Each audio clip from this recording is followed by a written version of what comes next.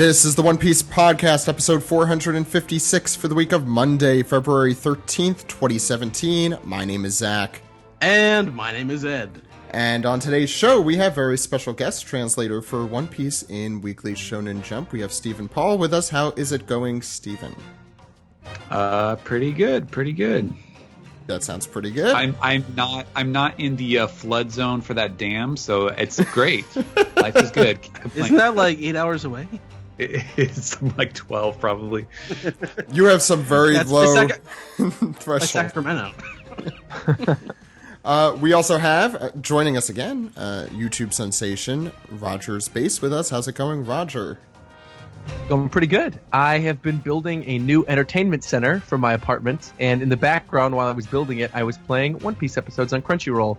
And I've been recently rewatching the Skypiea arc in the anime, and it's really, really good. And I forgot how good it is. I was looking at a lot of that in the manga recently, and I'm like, wow, this stuff is good. Even though we just did the read-through like a year and a half ago, a lot of that stuff seems fresh almost, because... Yeah, I completely forgot, like, the Nami and the wolves scene, like the sky wolves, where she's, like, she's fighting with them, and then they sort of have the standoff, and he's like, you know what? I like you, lady, and they all start dancing around a campfire. And I went back and I looked in the manga to make sure it was canon, and it totally was, and I just completely forgot about it. There's some weird I stuff. forgot about it. We also have on today's show Eisner Award nominated Joey Weiser. Hey, how's it going, Joey? I'm doing pretty good. Getting ready for the last Merman book to come out this spring and working on the next thing, so keeping busy. And you just released an episode of Toho Yaro, a week and a half ago? Yeah. Talking about Bitakeshi Zatoichi. The inspiration for Fujitora, which we have to mention since this is the One Piece podcast. Sort of, yeah, but enough. It was a different Zatoichi. Well, yeah. I mean, a different actor. Technicalities. Same character. We also have our editorial writer on with us. It's Jill. Hey, Jill. Hi, happy Valentine's Day. It's been a few months since I've been on, and now I know how to drive in the rain. That's right, you're from California, aren't you? So yeah, welcome back on the show, Jill. So on today's episode, we have a manga recap of chapter 855, which the title of that chapter being, I am not stalling for time, what are you talking about? Glurgle. There's 3 exclamation points.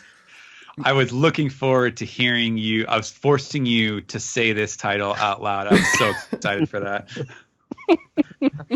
You also have an anime recap of episode 776, saying goodbye and descending from the elephant, setting out to take back Sanji. Oh. And Jill, you're on that with Sam. Yep. Ed, I was just waiting for you to say that. Oh, I'm so glad. No, that doesn't work that way. Yeah, we have some glurgling to do a little bit later on. We also have some piece together, anime recap, manga recap. It's going to be a good episode. If you haven't, please join us on Patreon at patreon.com/OnePiecePodcast, where we have exclusive episodes for those who donate $10 or more.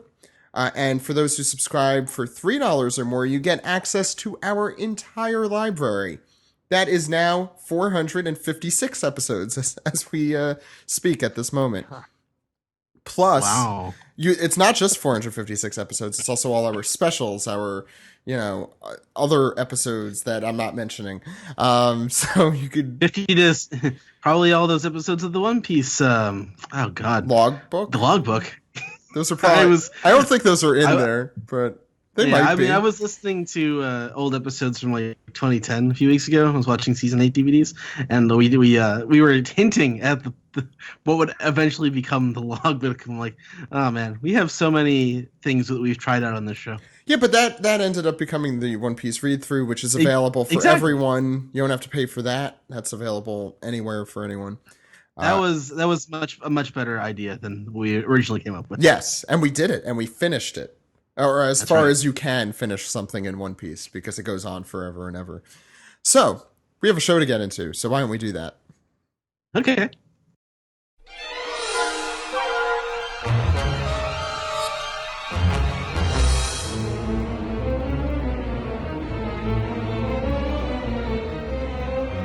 This is the manga recap for chapter 855, Glurgle. Ed, Why don't you glurgle us what's happening on the front page here? I'll tell you who isn't glurgling. It's the people on this cover. Because Law is noticing that Korra is on fire, and this is Kid Law, as they roast yams over a pile of leaves by Naomin Shiraki from Tokyo. And Oda is really dragging the bottom of the barrel here. He's showcasing I mean, come on.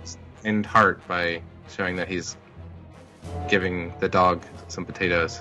Yeah, but we can't even get an entire cute dog. It's half cut off by the panel. Like, there isn't even a cute animal in this cover page. There's half a cute animal. Half of that dog is hideous. I like that they're roasting yams though, because the other night I made a sweet potato casserole, so it seems like Oda's speaking directly to me. So I like that. Sure, Roger. No. Which one are you, Law or Korra? Law for sure. Because Korra's dead. Roger's off to a strong start this week. Yeah, anything you'd like to mention about this front page? Anyone? Please, not all at once. It's Oda, you gotta throw us a bone here, man. You mean literally because it's a dog? Okay. All right, well, Any side story, I'm ready. I think so. I think I am as well. what we're gonna So even Steven, you're even getting sick of writing the thing. The what do you call them? Yeah, this one, like last one, it was definitely like a very typical one. I like them when they're a little left of center, like you just don't quite expect the combination of things that the people are suggesting. And this one seemed pretty easy to predict if you were going to guess about Law and Korra being on a cover. So yeah, it's like, okay, let's get moving. Okay. Speaking of, Ed, what's going on the first page of the chapter? Well, continuing from last chapter, there was a big commotion, and someone yells out for Master Bobbin. It's like, what was going on? We heard a big noise. Who made this hole in the wall? But here comes, and here's Bobbin, and every time I see him, I think of Beavis and Butthead. Whenever Butthead would see like a hot girl, he'd be like,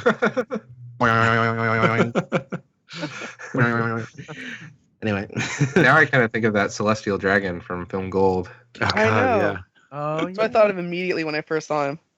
maybe that guy was Bobbin's dad or something, and we're gonna find that out. Oh, There we Bobbin's go. tragic story. There you go.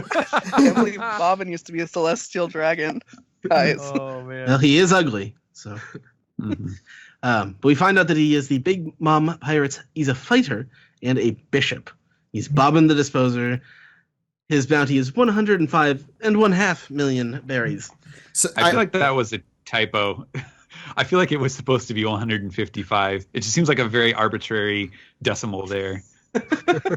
I don't think we've seen another one like this, except for Choppers, which gets into small numbers. you don't think it's a pun, like maybe of some sort with the numbers, because sometimes that's a thing that Oda does with bouncing. I don't know. Is the boing sound similar to 105.5? I don't It's his think. favorite radio station. Yeah, I was gonna say, 105.5.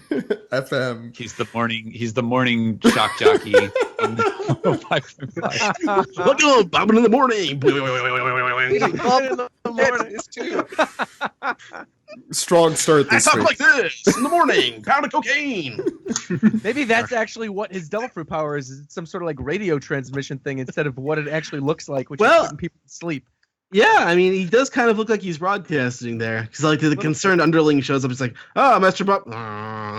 And he falls straight to sleep for this guy. And he's like, yeah, it's nothing. Stay back, boys. Don't worry about this. I'll dispose of the trouble. Oh my For god! I am the disposer. Bobbin the disposer am I. Is he a Harvey Birdman Disposer. character? I am Bobbin the Disposer. I will dispose of you. Okay, go ahead. I would shrink you. Anyway, we cut to Sanji, who is running at a high rate of speed. He's huffing quite a bit. And Bobbin continues, at Mama's tea party, even the demons of hell make an appearance. It'd He's be singing interesting to note that line, if that sounds familiar, the demons of hell Yeah. appearing at Mama's tea party, it was originally said by Vito back when he was hanging out with Sanji. and describing the tea party. And I was like, I know I've heard that somewhere before. It was And also I managed to find it up. or a similar line was in Big Mom's kind of entrance when she's skipping through the flowers, with all the homies around. Mm-hmm. I reread some of the chapters from around then, and there's a lot of foreshadowing if you know what's going to happen with Big Mom's plan, which I think, props to Oda, as always. Anyway, Jill, what's next?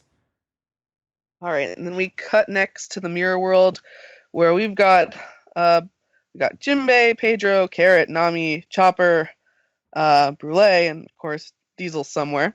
The most important. And they're looking in dismay into this mirror that reveals Big Mom's lovely room, where she is chilling out with Napoleon and Prometheus and Zeus and Brooke.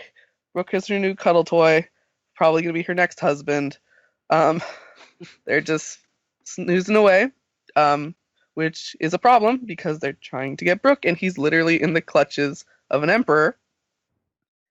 And he's also asleep because apparently he just doesn't care. I love that detail. It's like he's like, oh well, I'm stuck here. I might as well just go to sleep too.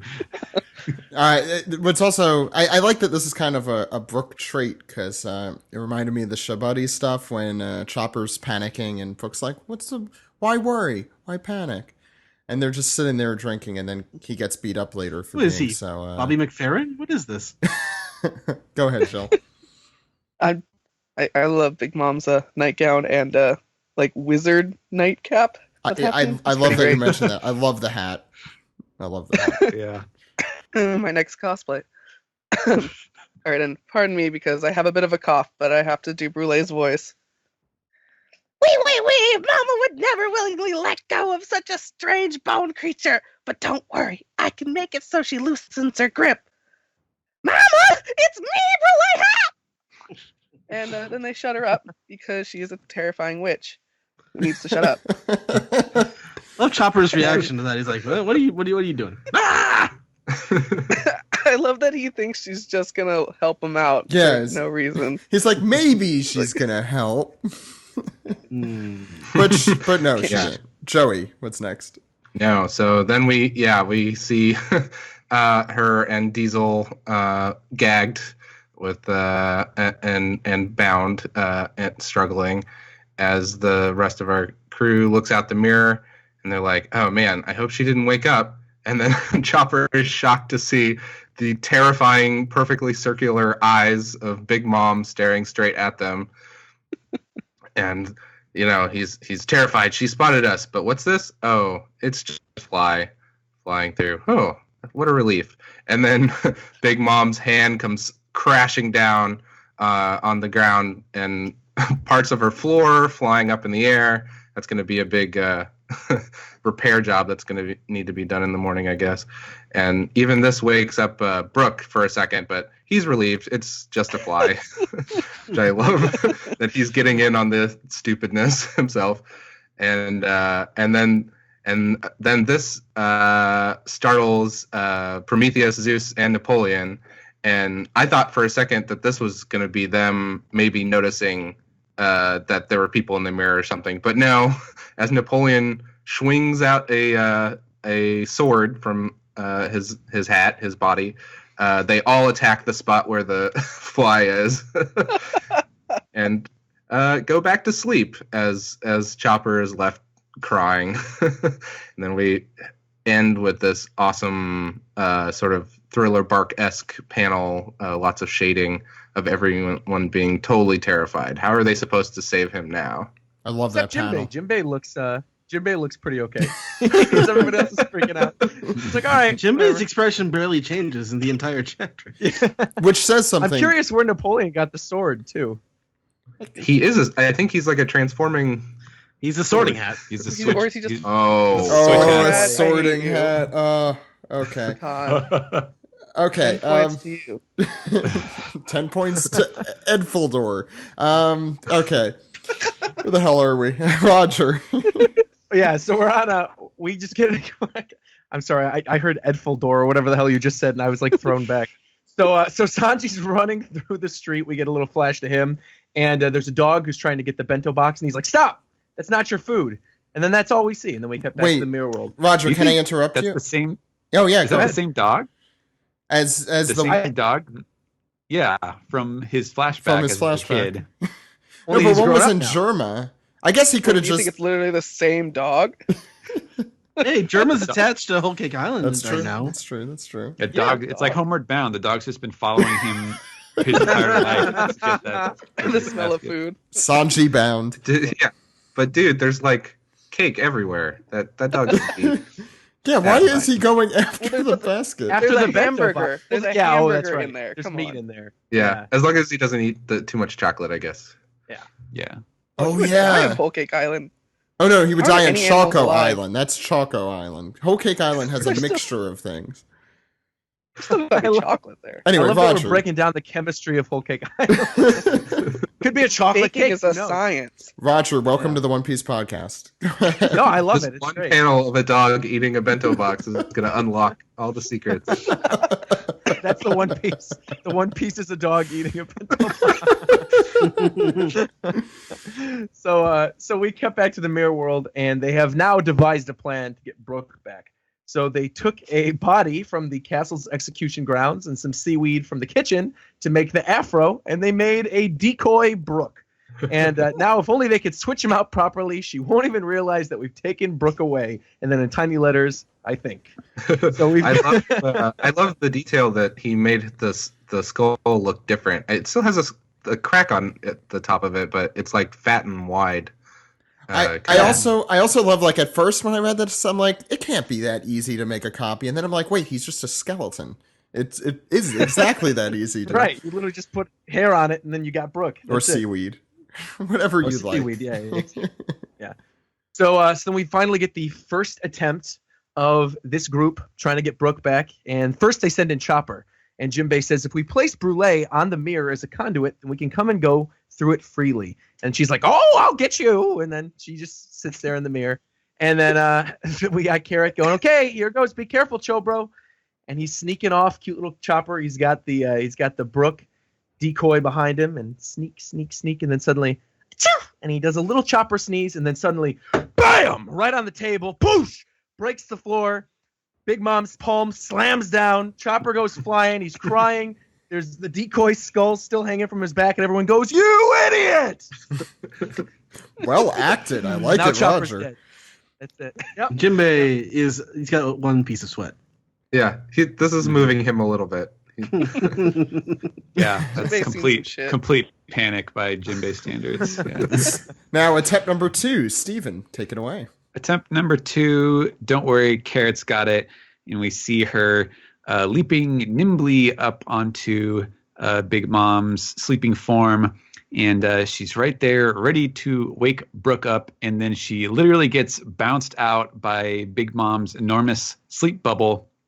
It just pushes her off, and also in his sleep, in his like sleepwalking, sleep floating state, Zeus hears Carrot land and then says, "Take that, fly!" and zaps with the sleeping snot bubble intact as Carrot flees in a panic.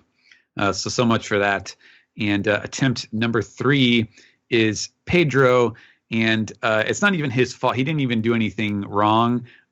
Big Mom just rolls over in her sleep and does the same, like, boom, smashes her hand. Like, apparently she just does this.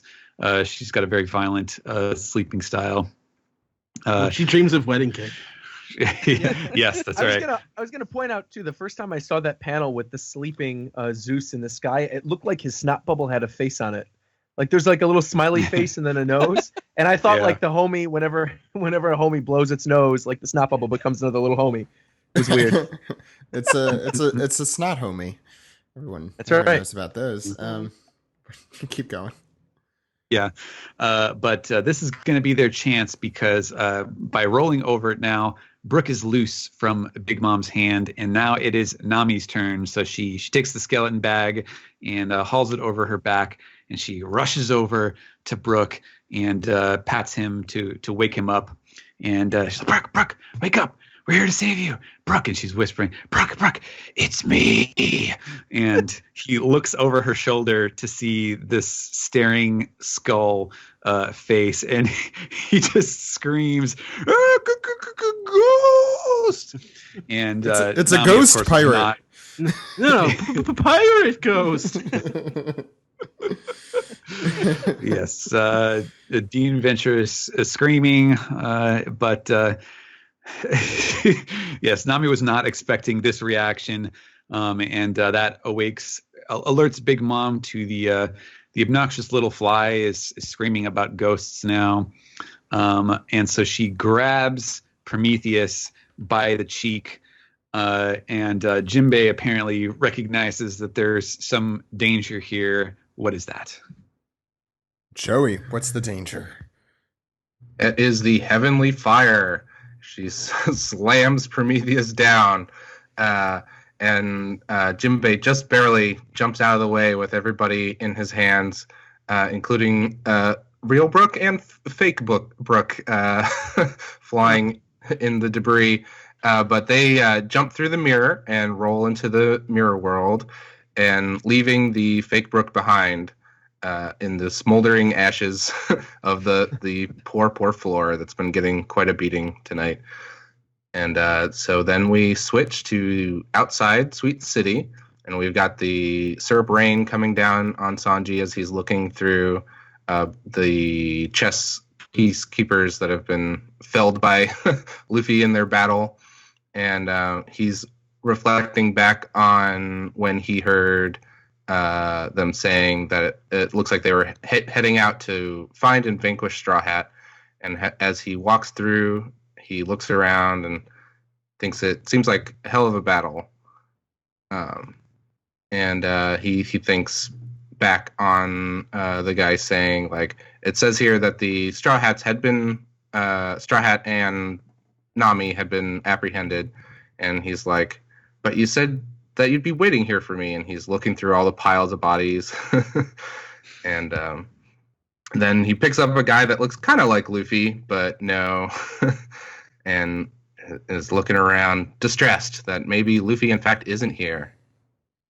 Steven. But we have to go back to the mirror world where in the aftermath of the Indiana Jonesing of Brooke from Big Mom's grasp, and Brooke is trying to recover his wits. He's like, you startled me. I was so terribly startled. I'm so startled. And Nami is retorting that he's not as startled as she was. Like, why did you scream like that? I could have died. And Pedro says, well, you're alive. That's all that matters. And Brooke says, I thought I was about to die. Actually, I am dead. And, Pedro is kind of apologizing here. He's like, I should have known that, with all that security, it would have been impossible to make a copy of the poneglyph. You'd forgive me. I'm sorry. I sent you on a suicide mission. I never should have done it. And on the contrary, Brooke says, oh, no, this was your idea. You suggested it for our sake. We never would have had this opportunity in the first place because, as we've established before, if they came after the poneglyph as an entire crew, if it was anything other than this Ocean's 11, sneak in and sneak out idea, it would have been an all-out war. They never would have slipped in and out like that. And as he's doing this, he opens up his skull, much to the shock of Jinbei and Carrot, who apparently have not seen this one before. And he pulls out what looks like a big stack of paper and hands it to Nami. He says, here you go. So anyways, I'm glad you're alive too, Pedro. And we get this great, sort of Perona face style montage of Nami and Chopper and Carrot. They're like, wait, what did you just do? And he continues talking to Pedro. He's like, I'm sorry that I couldn't come up with anything that was a little safer than having you as a decoy. And Nami is looking through this. She's like, wait, is this what I think it is? And oh yeah, it's a copy of the Poneglyph, just in the nick of time because I had just finished with the third sheet when Big Mom appeared, and then we get this the big reveal of these pieces of paper, which, to be honest, like the 3 sheets thing was a little curious to me because I was like, so does that mean that that's all the sides that there were? Is there one side on the of the 4 like rectangle sides that is blank, or is there nothing on the top either? Like, No, how I does think this they work? repeat the same thing on all 4 sides usually. I mean, we never really. That was what. Yeah, I thought it was that it repeated the same thing on all 4 sides too. Because when I saw this at first, I thought that it was multiple poneglyphs. Like he copied Jimbei's too. Because remember, Jimbei brought that poneglyph to Big Mom. Right. Yeah. And so when I saw there were 3 multiple- poneglyphs in that. Wait, that wasn't obvious. Right. So I thought it was I like the gotcha. poneglyph. Yeah, because it says it would be impossible to make a copy of the road. And so when I read your official translation, I was like, oh, okay, so he just did 3 sides of the actual road poneglyph. But there's 3 sheets, so I assumed he took the road poneglyph and then the Agreed. 2 that Jimbei brought. Yeah. That's what I thought. No, the one that Jinbei That's brought, cool. and I think there was just one that was there. That Oh they yeah, had. and that's right, and the one that was there, right. Right. So they had the road. There was Good one call. there, and that's. I Okay. assume it's that explains all- it. Yeah. I mean, I've never really That's gotta thought be it. about what's on the other sides, but we always see just one side. Like I'm thinking in all the other circumstances, maybe Alabasta excluded, but Skypiea, you could only see one side. I remember. So yeah, And she kept the poneglyphs in the same part too. It was like in that library. So Right. if he was there, he probably just did the road one and then did Jimbei's and did the one that was there and left.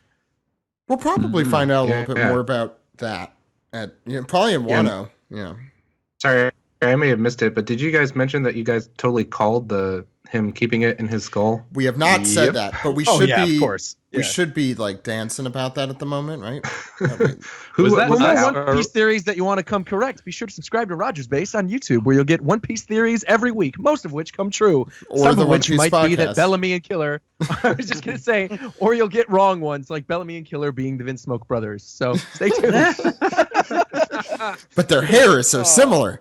Their I'll eyebrows, say Bellamy's that's eyebrows. certainly unique.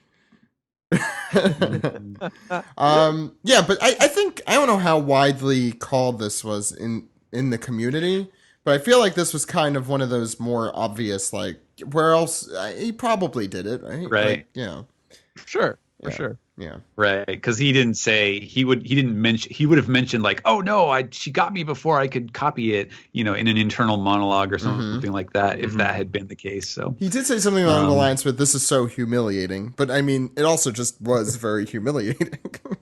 yeah, poor little Well, I Dolly was Brooke. impressed. There were a lot of clues there too, because they kept saying that like, oh, they searched his clothes, and she kept like Right. dangling by his afro. So it was like there were clues to the fact that it was probably inside his head. So anyway, so they had asked whether he came out with the poneglyph, and how could it be true? Can it be true? And Brooke is, oh yes, and Brule and Diesel with a huff says, what, they stole our poneglyph? And meanwhile, everyone else is celebrating, rightfully so. Pedro is celebrating in the most, like, I just imagine him saying, yay, in like a very monotone way, lifting his arms up and down. Nami glomps Brooke, Chopper is his adorable self and Carrot, and Jinbei even changes his expression ever so slightly, saying, oh, even the family members are not allowed in that treasure repository, so well done indeed. And Brooke laughs and asks the normal proposition to Nami, which he gets thwacked, or to be more accurate, Pantoozed. frapped. Pantoozed, whatever. No. He I wants get to see it. her pantoos. Whatever a twos is. Well, she should have let him finish and been like, what the hell are you talking about? And Chopper's like, yes, we have achieved one of our main goals, and now we could go on to the boss level and get Sanji and get out of here. And speaking of which, a glurgle hums from the distance as we zoom into a pile of a tree being cut in half. Which, that was King Baum. King Bomb, yeah. Yeah. Poor King Ben. R.I.P. R.I.P. Rest So, in pieces. And still throughout this whole picture, you still see the little smiling hill in the background, oh just yeah, looking at all the he's deaths, asleep. just He's smiling asleep. at He's it. asleep. No, it's sleeping. Oh, he's sleeping. You're right. It's Oh, his night, eyes it's are night, closed. yeah. You're right. So yeah. Sanji looks stumped as to where Luffy might be. Gross. Sorry. Stumped. And so he goes over and sees Luffy, and you get I can't even properly give these panels justice here, I don't think, but Luffy is crying in the syrup rain as he sees Luffy completely mummified. And Sanji. Sanji You sees said Luffy. Luffy is crying. Luffy Luffy most Luffy might be certainly crying too. Looking at Luffy. his stomach is crying. Sanji is crying, snot coming from his nose, and tears coming from his eyes. But he's smiling slightly as he sees Luffy fallen in the corner, glurgling so much. That's the chapter. Follow your so gurgle. Follow your glurgle. Let's start. Roger, what did you think of this chapter? I liked it. I thought it was a fun one. I think the best part by far was like the infiltration of Big Mom's bedroom. I just think like all those little attempts were funny, and then the little gags with her breaking the floor and thinking that there was a fly, and then all the little details too with like Brooke, how Brooke was just falling asleep. He's there, he might as well sleep. Yeah. So I really enjoyed all that, and I'm happy, that everybody called the pulling the poneglyph copy out of his skull. That was pretty cool. I also gotta say, in terms of that final panel with Luffy sitting there, we now have had these really detailed, completely defeated panels of each of the three supernovas from back in the Sabaody arc. Remember, there was that one panel of Law and Kid and Luffy saying that they're gonna make their stand in the new world, and then back in Dressrosa we saw a panel very similar to this one with Luffy, where Law is just completely defeated by Doflamingo. He's got like bullet holes all through his body. He's sitting there slumped over. Everybody thought he was dead. And then the second one was Kid being in the cell with Kaido, where Kid was just sitting there with the bloodied up pants. And now we have one with Luffy as well. So it's really goes to show that, like, yeah, these supernovas are having a hard time in the new world, and it really is like a different level in terms of, the power of all the people they're going up against. To be fair, he almost got killed by a fish at the beginning of this, and also was mummified and dried out and starving at the beginning of the arc. That's very true. It looks better here, though. It's a little more dramatic. I do agree with that. Yeah. Any other thoughts, it'll be Roger? great when Reiju fixes it with a kiss. Right? Yeah. Sanji will be like, the "What?" Bento box. Reiju just shows up. Yeah. I guess my only other thought is, I guess Bobbin's power has something to do with like drowsiness or sleep. But as soon as you mentioned, literally on the show, when you said the 105.5 thing, I'm thinking that maybe it is like a radio wave power. I kind of like maybe that. be a joke. Yeah. I kind of like that idea too. Maybe he's playing like a classical I think- music station or something. I think that's really funny, but that is not how the numbers work in Japanese. They have a different yeah. like writing system. They tend to classify them by 10,000 rather than each 1,000. So it doesn't really work that way. But it did occur to me that like he does the same, like concentric rings that he does with all of his like hypnosis powers. So I feel like it could be. He could basically be doing Vivi's like Miss Wednesday power, where he's just like doing a seductive dance to put this guy to sleep. Or How scratch perfect for the would that poo. be for Valentine's Day? That's his. Oh, yeah. Bobbin's powers the Yes. sexy no me, and he just like. I thought the same thing, because he like moves his head in such a rhythmical motion that it's probably like the watch thing Pendulum? and stuff like that. Oh yeah, Sure. Yeah. whatever you want it to be. Anyway, Joey, what are your thoughts on the chapter? I liked it a lot. That last drawing of Luffy is really pretty horrific looking. Like, I think it's interesting. Oda's using a kind of sketchier style of inking on that, and the detail in Luffy's hair and stuff really makes him look pretty withered, and it's a little uncomfortable to look at, actually. But my favorite part of this, to echo Roger, is the infiltration attempts, and that first gag with the fly. it felt it's kind of hard to put into words, but it felt like a slightly different style of humor than what we often get with One Piece. Something about it just made it seem a little more like kind of like a Warner Brothers cartoon or something, where there'd be like wacky music playing, and the attempt one. As soon as I saw attempt number 1, I started laughing because I was like, oh man, this means that there's multiple attempts and they're all going to be great. So I thought it was a great, like, kind of a gag chapter that also moved the story along pretty, like, at a pretty good pace. Mm-hmm. Steven, yeah, please.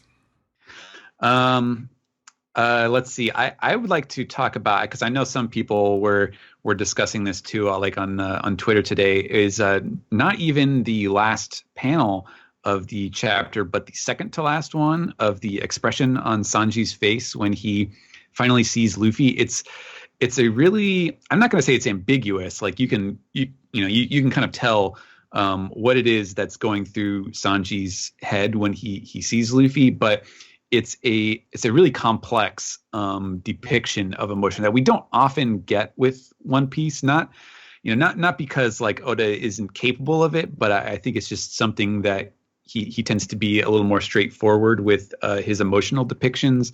But just the sort of like, it's like a mixture of relief and pity and like familiarity of looking at his captain and kind of being forced to see what's become of him. I thought it was a really elegant bit of artwork, and in a way that you would have associated with maybe like Luffy and Usopp, and these big kind of character versus character moments in the crew. Mm-hmm. I just wanted to sort of a nerdy art note thing, like a thing that I think really helps that is the way that he's drawn the smile. Isn't just like a straight arc. It curves back up, like it looks like a frown with 2 smiling bits on the other ends, and what that kind of looks like is gives you the idea of the smile, but that he's also pushing his lower lip up and kind of feeling tense. And I think that that's a really great, like I don't know. It's a very effective way of drawing a smile that doesn't just look like happy, Right. Yeah, that panel, it makes me think, like, on one hand, he always knew that Luffy would keep the promise that he wasn't going to eat anything but Sanji's food, but he was hoping that Luffy would eat because he doesn't want to see his captain starving. But then again, he's happy because it means he believes in Sanji that much. So it's like that really conflicted happiness that he has there. Yeah, totally. There's a lot going on there. I really like that. It's the place where he belongs. It's that kind of... Yeah. After being lost in the wilderness... Oh, stop it. After being lost in the wilderness for so long. Steven. As far as like the actual meat of the chapter, I loved it. I thought it was so funny. And I feel like Oda is... like he is like in his element right now. I feel like he's just playing this masterfully because he's set up like these very dire, like it's not a coincidence that we have been pointing out all of the Game of Thrones similarities in the way that he is projecting menace. Like we haven't actually had these definitive moments where it's like, oh my God, so and so is dead and is never coming back. He has not actually pulled the trigger, so to speak, on this stuff, but he is using a lot of really dire imagery and threats to set the stage and the stakes of this arc. And he is counterbalancing those by like really upping the ante with how comical some of these side stories and the ways that he is advancing the plot. And I think he's doing them in a really, really good way, because it's like, yeah, it's silly, but it's still it's still like it's not like Big Mom is any less menacing in this sense. Like she's still in this like goofy sleep slip the dolly out of her grasp sort of thing that they're doing. She still seems very dangerous, and they're all very terrified of what's going on, but it's all happening in an extremely comical way. And I feel like he's just playing it perfectly. And managing to make the arc both kind of dramatic and tense and exciting and also extremely entertaining at the same time, which is, not necessarily something that you see a lot. It's pretty rare, I think, to be able to play those things off of each other in a way that is believable and effective. And, he's just kind of the master at that. Yeah, this arc in particular, I feel like has been really good in terms of the humor. Like, I cannot remember the last time we've had an arc this funny. I'd say maybe like Thriller Bark. But just like you mentioned, the way he ties together like the dramatization of everything and like the high stakes with the comedy is what I feel makes it really, really good. Yeah, the interwovenness of this chapter going back and forth, I think, does a pretty masterful job at the drama comedy balance. Jill, what did you think? Yeah, so I absolutely love this chapter. The attempts were just absolutely hilarious. And I think Steven was saying about like Big Mom still seems terrifying, even though they are playing like this really like cartoony game with her that you would see on like a Saturday morning cartoon back in the day. But at the same time, like she's destroying things just as she sleeps. What could she do when she's awake? I like that bit of added danger. Yeah, and then I don't know how I didn't realize that Brooke was obviously going to have it in his head the whole time. Like, it seems so obvious now, but that was fantastic. It was a good twist I somehow did not see coming. And the faces, of course, all the reactions. Like, Oda's, like, doing it on purpose, this one. He's just like, let's just... Especially with Nami. She does not usually pull out these faces. Yeah, Nami, Chopper, and Carrot became the Eneru face trio. Ed, what did you think? A+ comedy, this chapter, although I do dread kind of how this will be dragged out in the anime. I envision this chapter taking like an episode and a half. Like, how many attempts? 4 or 5, probably. How many did they add to the chicken in the Annie's lobby tower? I don't even remember. Clearly, no one knows. Speaking of the chickens, answer. though, tell you that's another thing that's going to get dragged out in the anime is when we get that Niwatori fight. It's going to be, oh, he's turning into his next form. There, Yoke on the ground, still shot. Yoke, don't hit him yet. Don't hit him yet. Still Yoke on the ground. Don't hit him, please. It's going to go on and on and on. Yeah, if the anime did anything, it's killing comedic timing. Everyone is very ridiculous in this chapter. Bobbin, there's something about him. He's a little off. Like, he wears a mask because he's crazy. He's a little bit askew. Like, his head, literally. Anyway. It's skewed, okay, yeah. Zach. Go ahead. But, Big Mom is wearing a Fantasia hat. In case anyone didn't notice that. Well, now she has the powers of Mickey, so. Yeah. She does, kind of. The hat having a sword. Who saw that coming? Like, come on. It's ridiculous. I kind of like that cosplay Napoleon. Yeah. Yeah, I like Jinbei- that Napoleon can fight now too, like the other two. Jinbei being nonplussed by a lot of this. So much comedic timing. Like Chopper, like, what's Brule about to do? Oh, she's screaming. And stuff like that. It's really good. Really good comedic timing here. A lot of what just about everyone else has already said, but I love the emotional impact of the end where Sanji is like, he's been crying this whole time, but he's also so happy that Luffy's alive, even though he's all emancipated. Emaciated, whatever. Maybe both. 7 years ago. Wait, he was emancipated. He He was in prison. Yeah. That's true. Yeah. Well, yeah. It's, both are correct. Yeah. It was the Emaciation Proclamation. Title, write that down. Right, it's already being written. Oh god. And also the Brook doll is horrifying. So, like, they just found a random person's skull. I wonder how that person would feel about this. Yeah, it's very morbid when you think about it. Yeah. And it's true. You can't have any feelings when you're dead, unless What you're if that's Cora's own skull? Anyway. Probably not. Yeah. Zach, what do you think? This You gotta have was some opinions. This was definitely a chapter I have enjoyed more talking about with you guys than I think upon initial reading. Not that I dislike this chapter, but it's just way funnier, I think, going through this with you guys. Yeah, Bobbin's peculiar. I'm curious how he's gonna get back into the story because obviously he is going to dispose of someone. Not sure how. I love the Big Mom spread. Everything about it. What has not been said? I think the art in this chapter is just like A++. It's really well done from Oda. Joey, you mentioned a lot of the, why it looks great. And I'm not the resident artist here by any means, but it is a very good looking chapter. I also feel like there has to be the traditional One Piece wardrobe change coming up because Brooke is wearing a sheet. What did we call? Teru Bozu. Right. And Nami is wearing her director puffy pants with the weird cotton balls.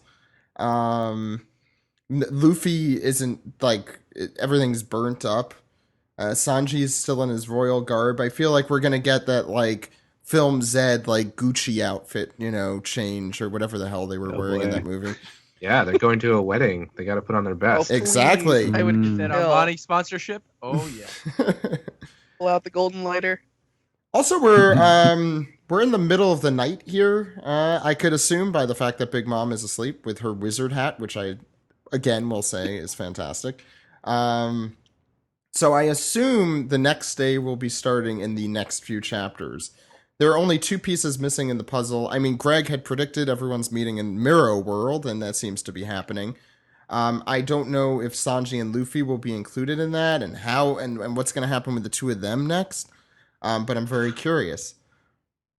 Any other lingering thoughts? That's all I really want to say. The Poneglyph stuff was also great, and what a victory! I felt the same as everyone there celebrating. That was like, go Brooke.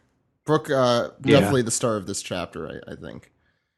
That's definitely some of the stuff that I think I have mentioned before in this arc. Is I love that he is able to show our heroes, not just Luffy, but the other characters too, like doing stuff that looks really cool and is, funny or otherwise triumphant, and not having to bog it down with a bunch of like annoying will they or won't they type stuff. Like it's very good pacing, and it feels good reading it.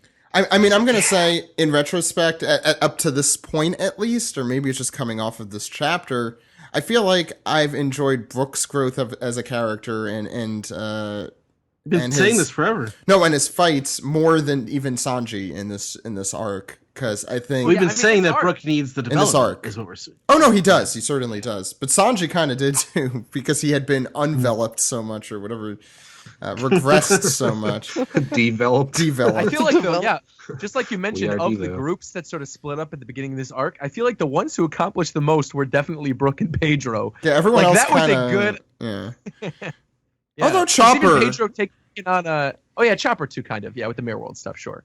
I guess Nami got Jinbei accidentally. I mean, Luffy now has Sanji, so Mission accomplished all around. The thing is, you could definitely write a story where they just leave now, but that's definitely not what's going to happen. Because I mean, all Luffy and Sanji need to do is find a mirror, go in the mirror. They have to meet each other there, and then they could just, vamoose. They could just get out of there. Yeah. What's stopping them at this point? Do you think that Sanji's gonna want to save his family? Yes, 100%. Yes. That's what's gonna happen. So what's probably gonna have to happen is Bobbin knows that Sanji's renegade, so Bobbin has to be dealt with before the wedding. So he's probably gonna find the disposer has to be disposed. Yeah, he has to be disposed first, and then Sanji will go along with the wedding just far enough to try to rescue his family or whatever. But do you think Big Mom... Okay, there's one of 2 ways it goes. She either carries around that stupid fake Brooke, thinking it's Brooke, or she realizes immediately. Like, there's one of 2 ways it works. I like option A a hell of a lot more, because I think that's a lot funnier. So funny. Yeah. Option B is slightly more you're likely. Being quiet today. I don't even think she'll notice, because not like he wasn't really talking very much at all. Yeah, exactly. He was keeping his silence. Yeah. The I don't know. seaweed falls out of his skull. For some reason, that's the thing I'm most curious about. The seaweed's going to fall off, and she's going to be like, "Oh, sorry," and she's going to pick it up and put it back on Back on his head. Okay, I think that'll conclude the manga recap for this week. Let's get into the next segment. Are you guys ready? All right. Okay. Woo.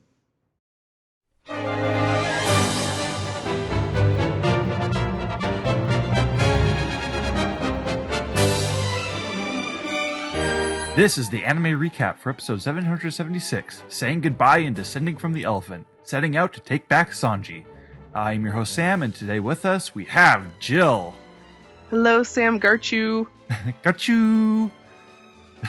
So this is, I really liked this episode, like a surprising amount. Oh yeah, it was fun. It was Yeah. great. Screenplay this week is Tomohiro Nakayama. Episode director and storyboard artist is Yasunori Koyama.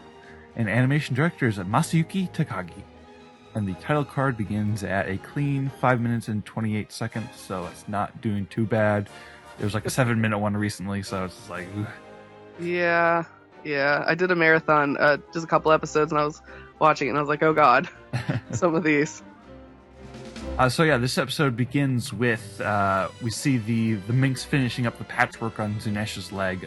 Dr. Miyagi is marveling at Chopper's medical knowledge, referencing both his familiarity with the medicine of the Sakura Kingdom and the pharmaceuticals of the Birdie Kingdom.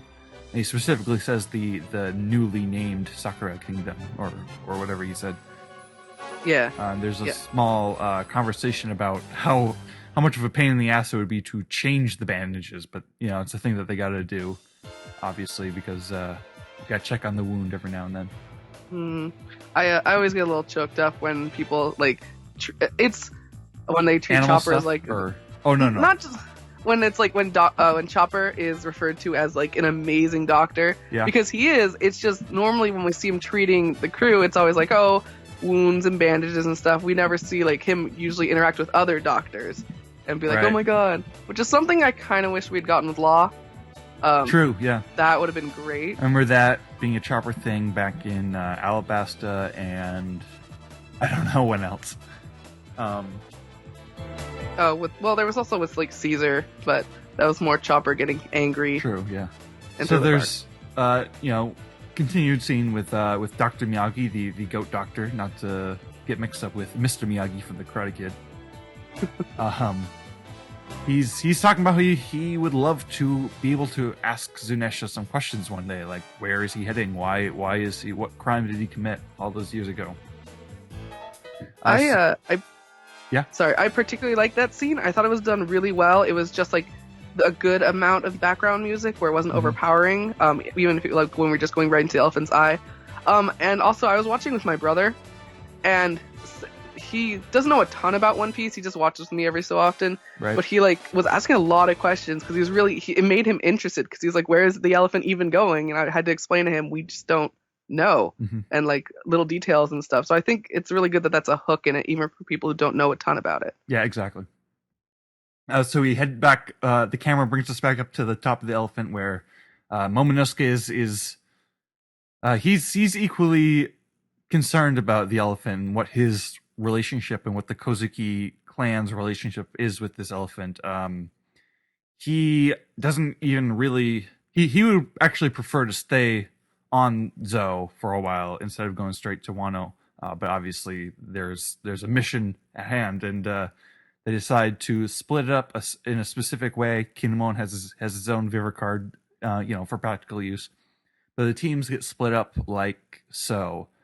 There's the Cat Viper team, which is Cat Viper and a bunch of mates going out to look for Marco. The cat chasing the bird. Yes, and presumably more members of the former Whitebeard Pirates. There's the Dogstorm team, which is Dogstorm, some another chunk of Minx, and Momonosuke, and they'll be staying behind Anzo to sort of what's that term? Hold the fort. Yeah. And there is Luffy's team, which is heading out to Whole Cake Island to rescue Sanji. And then there's Kinemon's team, which will consist of a lot of people. It'll consist of the rest of the Straw Hats who aren't going with Luffy. It'll consist of Kinemon and Konjuro. It'll consist of Law. It'll consist of Kinemon, like I said. So that's a pretty sizable group of really strong people, and they will be heading straight to Wano and basically setting up camp and waiting for the rest of the group to come back. So even Kinemon's calling it the Ninja Pirate Mink Samurai Alliance.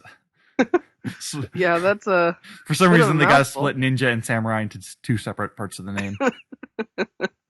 I sometimes when they do this kind of reveal, especially when they did the Dressrosa reveals with the stars, took forever. Thank God there was only 4. Well, that was like parts an in this one. especially bad episode in That one was Dressrosa. horrible. That was like one of the This- worst Dressrosa Yeah, this episodes. one wasn't that bad, and I like the style where it was like really like ominous looking, Mhm. and then it would reveal their faces, and Luffy's team was just hilarious when it like revealed.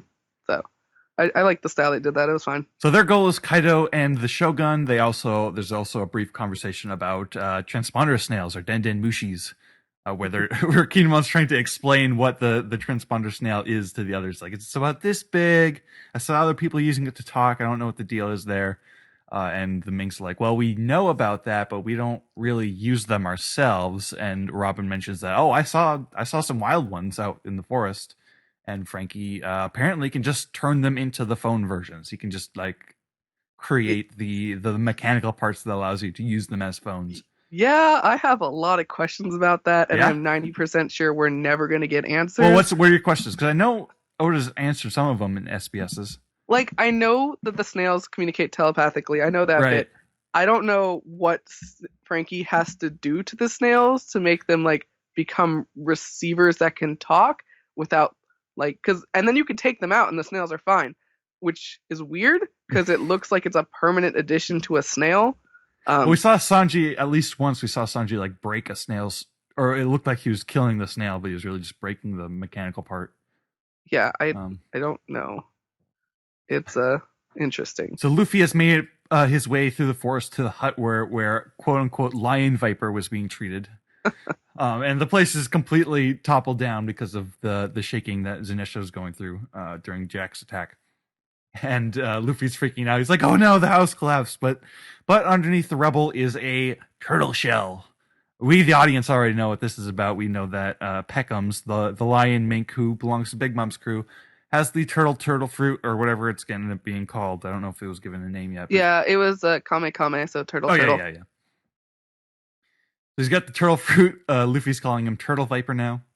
Not even a part of a lion there at all. Peckham's is sort of torn on whether he should be grateful to the Straw Hats or not. And Luffy just ties him up and carries him on his back and runs back to back to quote unquote shore. That was so funny. Yeah. Just, Well, I mean, Luffy running off. I just love this whole back half of this episode where Peckham's is just being carried on Luffy's back. oh, it's great. Anytime that happens, it's just hilarious. So we see Pedro and the other minks basically all bidding for their chance to be the mink who goes with Luffy's team. Pedro is the first one to say it, but then Shishilian's like, "No, it should be me." And then Wanda's like, "Oh no, I've been with them the longest." And then Tristan's like, "I want to watch Chopper do medicine." But it's made clear that Pedro, because they're taking Peckham's along with them, Pedro, for one reason or another, is the only one who can deal with Peckham's if anything ever goes wrong. Like the implication being that Pedro maybe has some blackmail on Peckham's, or if there's some other relationship that they have. It's like when I'm going down the list of stuff in this episode, I'm realizing just how packed it really is. Oh yeah, no, I took a lot of notes and I was going through them and I'm like, oh wow, this is way more than usual. Yeah. So there's a scene that is about it's Nami and her new Climatact made especially for her by Usopp, who is mentioning that. I remember you saying you wanted it to be like a wizard's wand, and I wasn't sure what you meant, so I did my best. I'd say you did a pretty good job. Nami's got this new like orange and white Climatact that can expand and contract, and it's basically a dildo. This scene is so awkward to watch. Like, it's animated beautifully, but someone in the animation department was just like literally went on Pornhub to find like the references here, because Well, she's got like the boob sock shirt, right? yeah, there's one point where it's like literally in between her tits. I Like, know. I was just like, are you serious right And now? has And to- she has she's to, like stretching it. yeah, she has to, well, she gives it a squeeze and it like just launches like infinitely in both directions. It's basically Goku's staff from Dragon Ball. I'm waiting for the edits because they're gonna happen. It's gonna be pretty funny. And Usopp is telling you that it's like no. If you don't want to extend it like too long, there's like certain you gotta develop the skills with your hands to make it the length that you want. It's basically what it goes. I agree with you on the animation. Actually, like it doesn't look completely great, but there are like unique things going on in the animation, like especially when she squeezes it for the first time and like her hair gets the blown hair? back and It looks it's so like good. in slow motion and it's like slowly falling. It looks great. So yeah, Usopp is explaining that it's a combination of the pop greens that he has, that he has and that he grows and makes in his gardens, and Frankie's assistance to help on the sort of exterior finishing touches, because Frankie's more of a craftsman in that sense. It's kind of nice that it's still Usopp who's making Nami's weapons now that they have Frankie on their crew, because Frankie could probably do a lot of this stuff himself. Yeah, But I like that. Usopp being Nami's like weaponeer is pretty cool. and he's he then goes to then bring up the price, basically looking for compensation. and Nami's just like Mirage Tempo, and she's like she just looks like she's just playing around, but really she's like sneaking away because I forgot that happened because it's just one panel in the manga, and I just started laughing out loud, like just full on cackling. It's a great moment. So now we're all saying goodbye. The Luffy team is getting ready to head off to Whole Cake Island. Luffy calls Pedro Pero. But Pedro's like, "Hi, I'm Pedro. Nice to meet you." And Nami and Wander are doing their very gay goodbye. Oh my god, yeah, Nami's a furry lesbian confirmed in this arc. Pretty great. This whole sequence has a several moments where they're doing a lot of really interesting like camera graphic stuff, where like the camera's sort of moving from moment to moment within the scene, and it's like almost like they've been watching Birdman or something, where it's like really interesting like uncut shots. It's really interesting. I don't know how else to describe it other than one of my they're trying to get creative here as they're panning around the different reaction shots and the various like other stuff that would otherwise be repetitive, but they're trying to spice it up.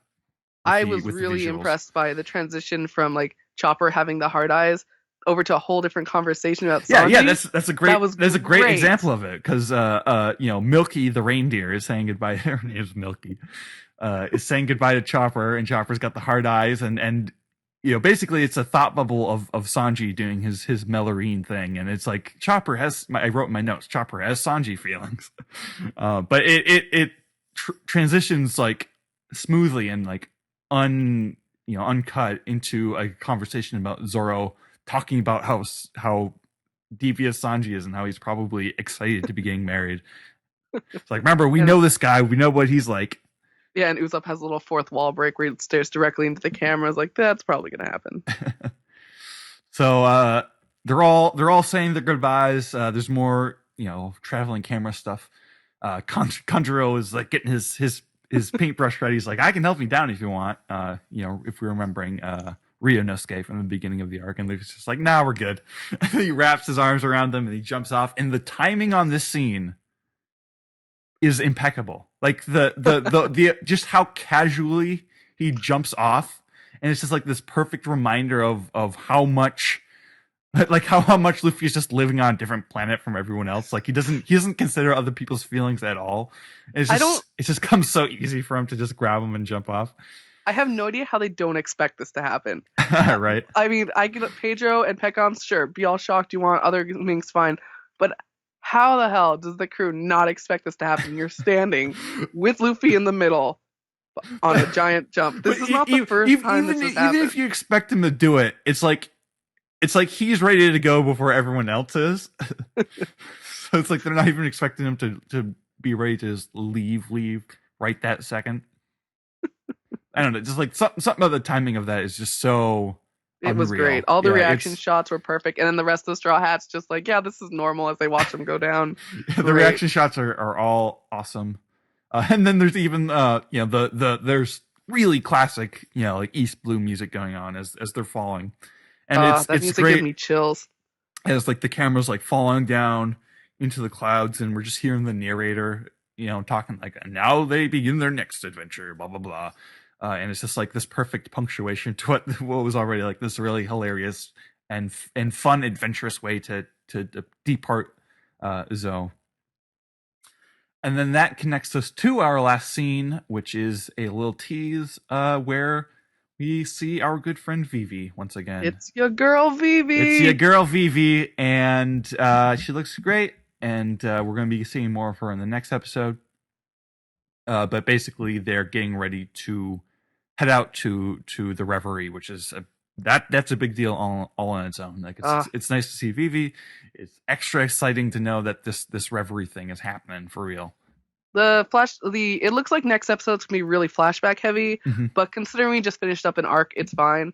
I don't know. I feel like we're in a tight spot where the last handful of episodes have been really slow. It seems like there's probably going to be a filler arc in between when they're on their way to Whole Cake Island, and I'm just like I'm hungry to get to Whole Cake Island, pun intended. I'm excited for the anime to get that like shot in its arm of adrenaline again that it gets at the beginning of every arc. Agreed. But for now, yeah, this is I was really into this episode. I thought it was really nice and full of interesting and fun stuff, and I think that it really does justice to that to that very adventurous way that Luffy just grabs them and just hops off. Because they really are jumping straight into the next adventure. Because we don't have like, oh, we're gonna go to our next island and see what happens. It's like, no, we know what we're doing. We got to go right into it. Yeah. So, any general thoughts in the episode beyond what we've covered already? Episode is great. It's a really good ending.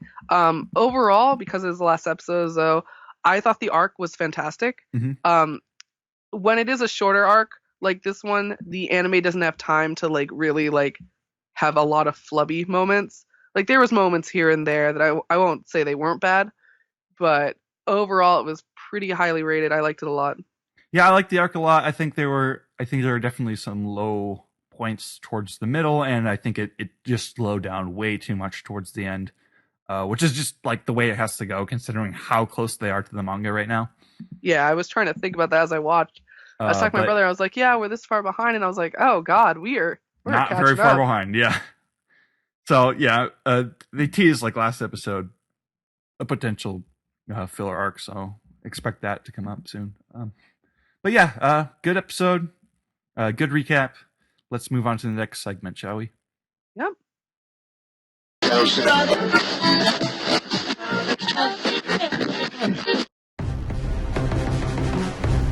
Welcome back to 105.5 Bobbin in the Morning. My name is Zach. And my name is Ed. And we're celebrating our glorious Patreon subscribers. This month. Zach? Patreon. Thanks to everyone on Patreon for subscribing. Ed, who can we thank this month? This month we can thank Abdul Buddha, Justin Brown, KH12, Joseph Griffin, Drew Carmen, Darren Smith, Sad Mare, Kanohas, Chris Backman, Caroline, Lester Soto, Corinna Dinsmore, Francis S., Jose Rivera, Narayan, Shelly Prince, Zachary Nichols, Knut Jendim Fjortov, William T. Owinski, Cody O'Brien, Wandering Off, Daniel Newman, Fidencio Gonzalez, Jeff Ruberg, Adriana Carvajal, Moise Kokate, Anthony Poloni, Blair Mason, The Spider-Man 360, Chase Vanam, David Burgess, Tarek Mahdi, Jacob Becker, Daniel Montejo Jesus, Oscar Eliason, Rohan Acharya, Neil H., Straw Hat Cyclist, Kathleen Weidenhammer. Yeah. Huntress Thank fan? you, everyone out there, Huntress fan included. 105. And Shauna. Shauna also. Thank you, Shauna. This has been 105.5. We'll be back in a moment with more. So don't tune that dial. Don't turn it. Don't turn it or tune it. Don't do it. 105.5. Bobbin in the morning.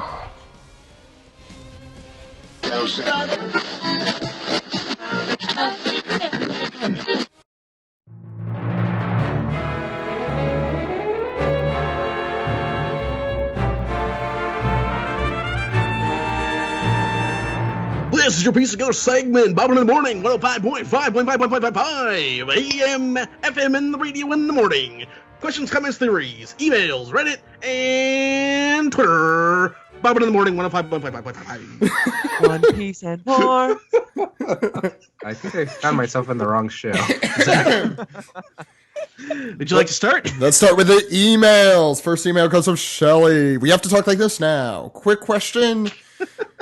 Do we know yet what Vito whispered to Sanji at the way back to Zoe? It's not just that Zeph was a hostage, right? Since Sanji seemed surprised when Judge pulled out Zeph's photos. That's from Shelly. What do you guys think? You don't have to do this, Zach. I'm committing. It's like singing. I'm doing it the entire time. No, what do you guys do? You think what do you think Vito whispered to Sanji? Do you think it's thought Zeph? it was That was the- it. That's what I thought it the was Zeph too. thing, yeah. Yeah.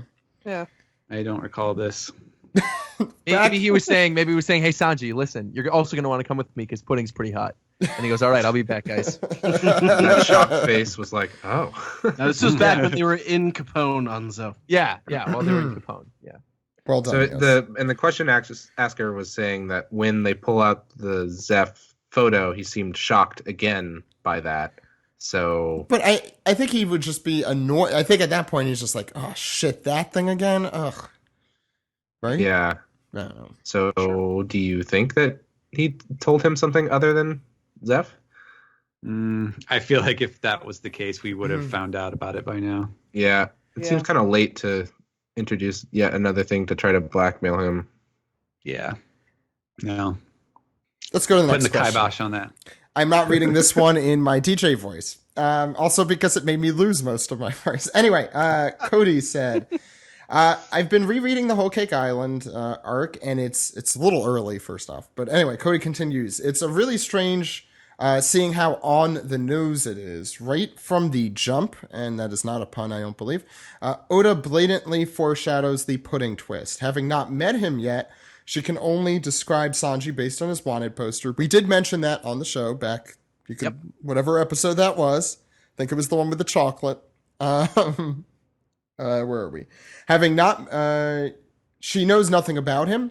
The crew even draws attention to this, and Chopper mentions that his legs aren't actually black. It's just a nickname. And Brooke has to assume that Sanji's eyes have become permanently heart-shaped.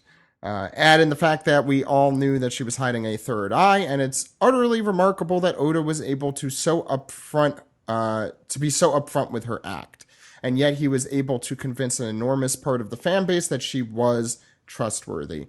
Also in chapter 827, he told us the real goal of the wedding, a demonic sacrifice, and the goal of the tea party was never the wedding, but the sacrifice, and Big Mom doesn't even pretend otherwise as she sings in her song.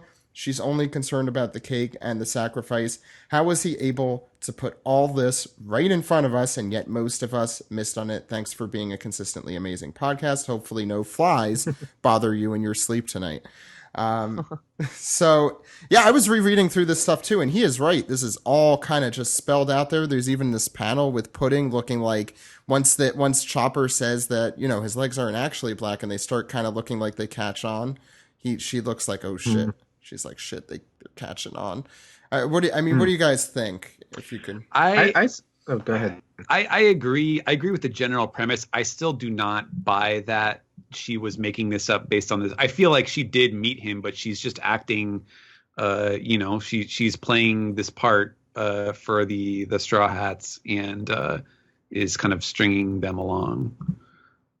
I don't know. I guess I just don't see the point of that that little mini twist in this overall thing. I'll say it makes Pedro look a hell of a lot smarter to be so suspicious.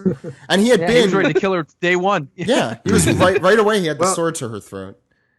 I think that we were all kind of like suspicious at first too, but I think the sort of like smart thing that Oda did that was driving us crazy was how long he took to finally reveal that she was evil, because I think that you second guess yourself so many times trying to like check the twist and then twist that twist, and after a while I think it just kind of, you get worn down and you might even forget some of the little details like that, and you're just like, oh, I guess she's probably fine.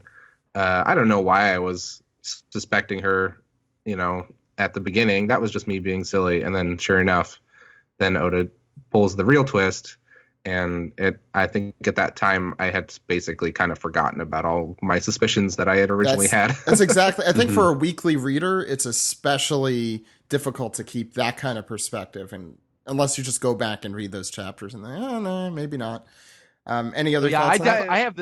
I was gonna say I had the exact same feeling that Joey did, which is like, and Steven, you brought this up too. It's like the very beginning, I kind of feel like, I think she did actually meet him. I feel like she was just sort of like playing this part for the Straw Hats. And then as the story went on, just like you'd mentioned, it was like he kept giving us more hints that she was actually good, to sort of like cover up the stuff in the beginning, because I think everybody was suspicious of Pudding from like day one, and that it was just because he took so long, that's why so many people then started to believe her, myself included. So then when the twist actually happened, it was like, wow, he actually did that. I can't believe it. He also put a lot of effort into making her seem nice, making her seem good. Like, he characterized her really well to fool us. Mm-hmm. I have always been in team Pudding is a piece of shit. We know how you feel. Yeah, very excited. That's related to other things, I feel like. Well, she was the you reason love is Sanji, if don't she you, was- Squidward? If she was sweet and nice, there would have actually been an option for romance, and there's not gonna be ever. So, like, even if it would have been long distance with her on the island, like we saw, through Praline, she was willing to give up her mom to go with her husband Aladdin. So why would Pudding not do the same if she actually loved Sanji? So that's right off the bat. I was just like, if there's a chance of real romance, then that means something's wrong. It was executed in the opposite way of the CP9 reveal too, which makes it kind of interesting, where you go in and you think the person's evil, and then they wipe that away. Instead of with the CP9 stuff, you have no idea what was happening, and then you're like, oh shit. Anyway, next question. Liam Tasker asks, since Caribou knows that Shirahoshi is an ancient weapon and he was last seen being taken away by Drake, do you think Drake therefore will crash the reverie to capture Shirahoshi? That'd be interesting. I definitely think Shirahoshi's going to play a big part of the reverie. I've always sort of been in the boat that I feel like the revolutionaries are going to come in, because we know the revolutionaries have to show up there. Like with CP0 investigating them and all the like the leftover stuff from the previous little like between arc story with Dragon and with Blackbeard, that I feel like the fact that Shirahoshi is Poseidon will be brought up, and that there's going to be something where like Dragon actually kidnaps her to sort of keep her from the world government. That's where I'm guessing the story. No, I wrote an article recently about the revolutionaries, and I 100% believe they're going to try to use the weapons in some way. I don't think it's going to be like maliciously in the way that the government would want to use them. I believe it's in a way that they would want to wipe out the government, but they wouldn't care so much about some of like oh, it accidentally destroys this island in order to get their way as well. Because I think they're much more neutral than that. Right. So I'm very worried about the wife. Okay. Well, then there's also the fact that Shirahoshi is tied into my entire theory about the making of the world, because you need the Sea Kings, the Neptunians, to pull all the continents around and stuff like that. There's a lot of potentials, and who knows at this point in the story. It's kind of just gotta shrug. Next question comes from Ryan. It's pretty apropos to something we were talking about before the show, actually. Hey guys, how's it hanging? His question is that he has seen Skypiea in the anime up to the Satori stuff, which of course everyone out there knows is my favorite part of the series. Totally. Yeah, oh god.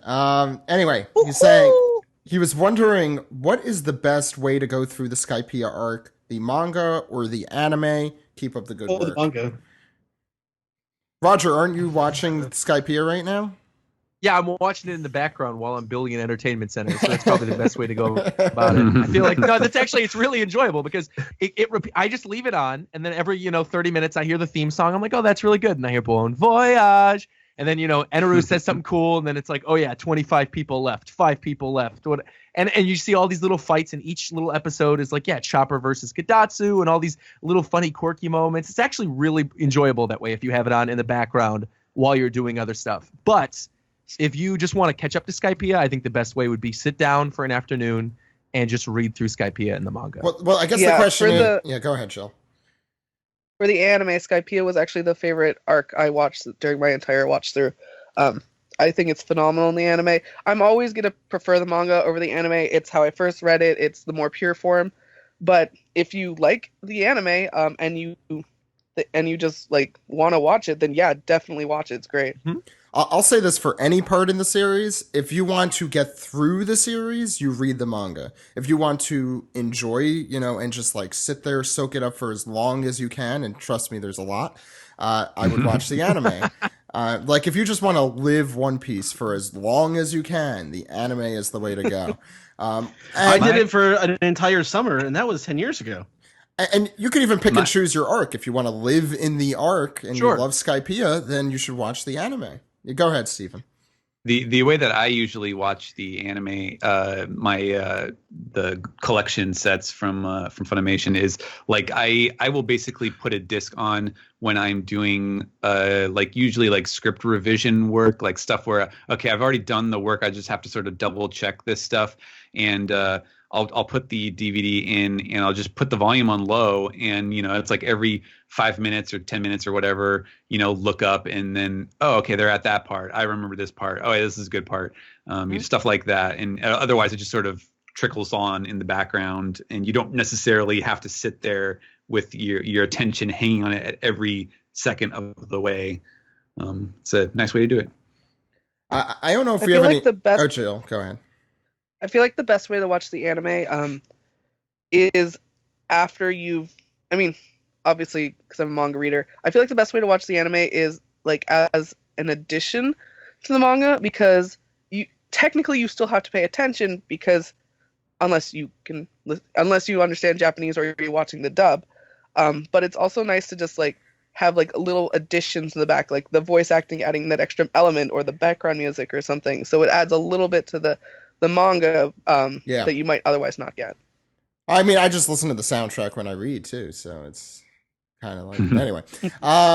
So do any of you guys play D&D at all? Because that's what the next question concerns. Yep. No, I have. I started my new campaign on Thursday. Well, I know. There you go. There you go. Alex also had the idea of doing a One Piece D&D at some point. So this, I mean, it's probably going to be when he gets back. So it's a while in the future if we do it. But Cadet Hat Sean asks, says first that he's been playing D&D with some friends, and I'm not going to understand any of what I'm about to say. Playing as all right, it's gonna be good. Playing as a Triton monk. For those who don't play D&D, Triton are essentially fishmen.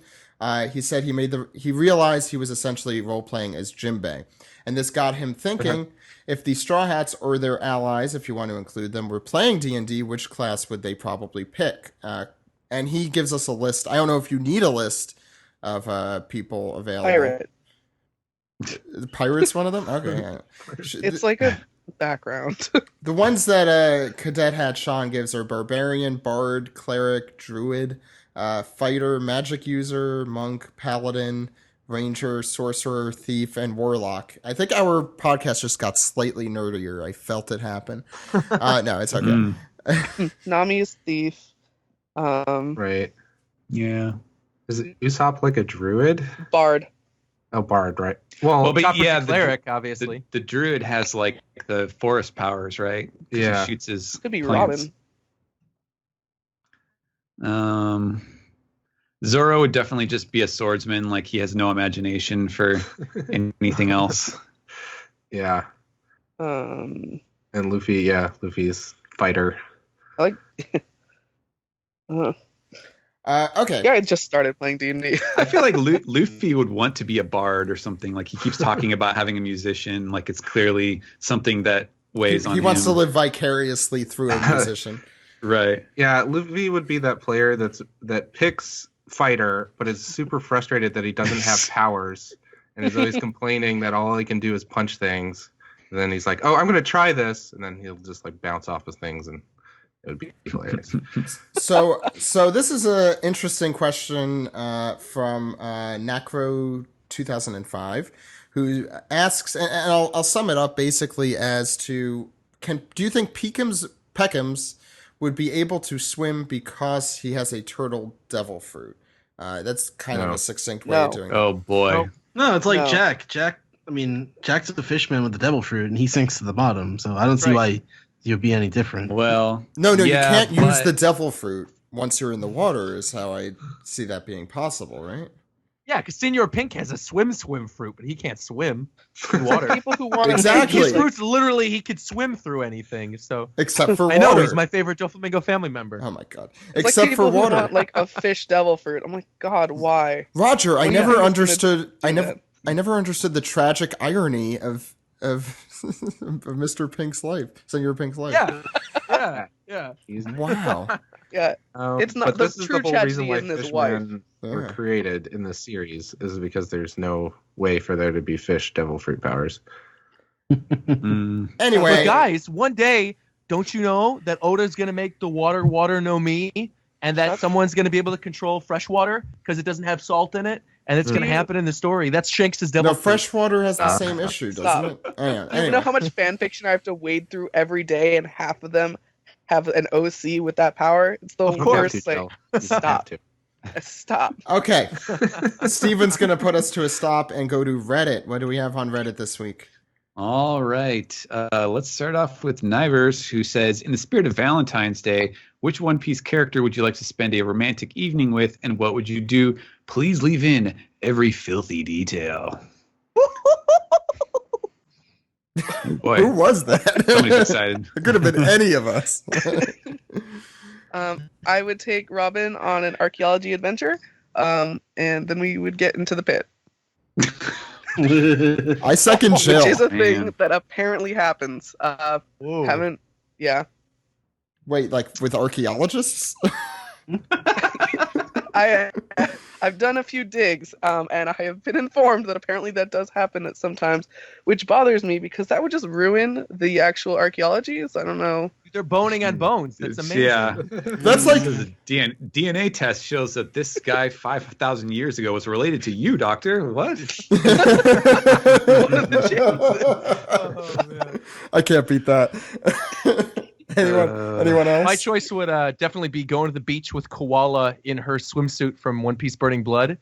And we'd go to the beach and we would get some seafood. And then maybe we'd go to the zoo and we'd pet koalas. And then we'd go to the koala house and we'd have some fun. In the koala house? In the koala house, Like, yeah. in the And all zoo? the I like Or in at my her in this house? dream fantasy, I see all the koalas like with their cute little koala voices going Neko Mamushino Oh, God, okay. and they're all singing that song in the background. And it's but it's like Roger's a it's like a careless whisper version of it. Wait, And then I'm holding koala and she's holding me. It's pretty cool. Roger, how did you know my nightmare from last night? I think I've also read this fan fiction. You can find it on my Tumblr. Next caller, please. All right. If nobody else has any suggestions, let's see. Skambala had a nice comment, which was that Luffy was first convinced that Sanji would be his cook after seeing him feed Gin, who had been starving for days, even though this was against the rules of the Baratie. Now Sanji finds Luffy starving in his own need of food from his chef. I find it incredibly poignant that the innate desire to feed those in need is what drives Sanji to finally return to the crew and seek out Luffy. Sanji has rediscovered the ideals that Luffy recognized in him immediately and has made a full return to the crew. Well, I think that may be a little premature, but I think the sentiment is true at this point in time. Yeah. Yeah, totally. Yeah. That's a nice comment. Yeah. Good comment. Prince of Assassins has a thought about after rereading the Dress Rosa arc. I thought if a lot of people are going off this theory that the D's are possibly from the moon, based on this idea that the D is not a letter but a pictogram of a half moon. See the One Piece connection for more details on that. Please keep going. But wouldn't it make sense that the celestial dragons are too? From my point of view, if one group is called heavenly and the other is mentioned as God's natural enemy, wouldn't that correspond to heaven and hell, which are both not of this world? Is the Christian concept of heaven and hell well known enough, or rather is the Japanese equivalent of the afterlife where such inspiration by Oda could be possible? What do you guys think? It's a really good Black Sabbath song. From my perspective, the Jedi are evil. I would be Moons, right? I would be less surprised if Oda used Star Wars mythology over Christian mythology. But please keep going, Steven. The thing about like heaven and hell and the afterlife stuff is that is in most religions, in one form or another. So I don't think it is necessarily like explicitly Christian related. It could easily be Buddhist type stuff, or Shinto or whatever. Like you can find similar concepts in pretty much any of these religions. But I do find it. I am curious to know whether or not the Celestial Dragons country has something to do. Well, I don't know. I mean, because they were the descendants of all the other kings, right? So I guess it's more likely that they would be the Earth people, and then the D's would be from the moon, if such a story is actually the backstory that we are talking about here. But I don't know. Any other thoughts about that? No. Okay. No. Let's see. Doctor says, has anyone noticed the irony that for all that Big Mom's information network was tucked up at the beginning of the arc, she's currently in a position to lose big because she has no idea what's happening in her own castle and capital? I think it's great. I think you guys mentioned it last week about how she trusts her kids, but they're so scared of like disappointing her or not following her orders that that they won't tell her the truth. Which I mean is kind of like a family thing, but also it's like when you have that kind of a big information network that you need each part to work properly, just that little mistake can ruin the whole thing. Yeah, just one curveball. And I mean, for anyone who's a fan of the internal politics in The Wire, there's a lot of similar stuff that happens there. Or even like anyone who has had experience with city or state bureaucracy. This is a common thing. It's, I can't tell this person, it'll make this person angry, and then this person, I'll get fired, or they'll get, this is actually kind of a common thing you see in the working world. And I think it's a really interesting way to introduce weakness for Big Mom, as we discussed last week. Yeah. I gotta ask you, Zach, which character do you think Senator Clay Davis would be from The Wire? In Whole Cake Island specifically? Yeah. Ooh, Senator Clay Davis. So opera probably. That's what I was thinking too. Yeah. I don't know why that's the one that popped into my head. He's got like all the nasty stuff. Yeah, exactly. I've got sheet dripping from my mouth. Yeah. I don't think it's necessarily an intentional character design on Oda's part, but I do think that there are kind of interesting and coincidental similarities between the way that Big Mom works and the way that Trump operates, where like she is very much like not she does not seem to be like a strategic planner. She kind of does things on instinct and relies on her personal power to keep a lot of stuff in line, and does not seem to be overly concerned with the little details. Like, she's very driven by these specific urges and things, and is kind of a loose cannon in certain ways. And I do find that interesting to think about with stuff that's going on in the real world. As the giant band. Yeah, it's the giant band. I really like that, actually. As Alex has also said, I think on Twitter, if we're comparing you to a bunch of One Piece villains, it's probably not going very well.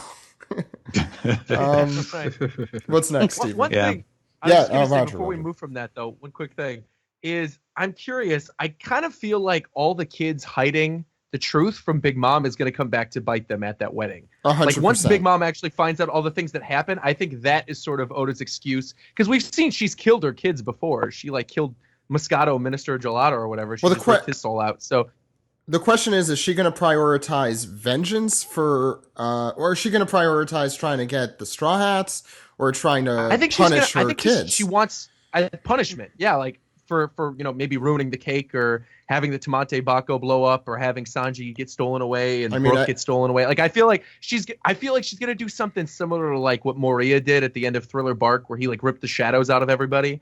I kind of feel it's gonna be the same thing, only with souls, where she just rips the souls we saw out of how everyone. pissed she was at Lola. Like, that's that's not some like small amount of like motherly disappointment.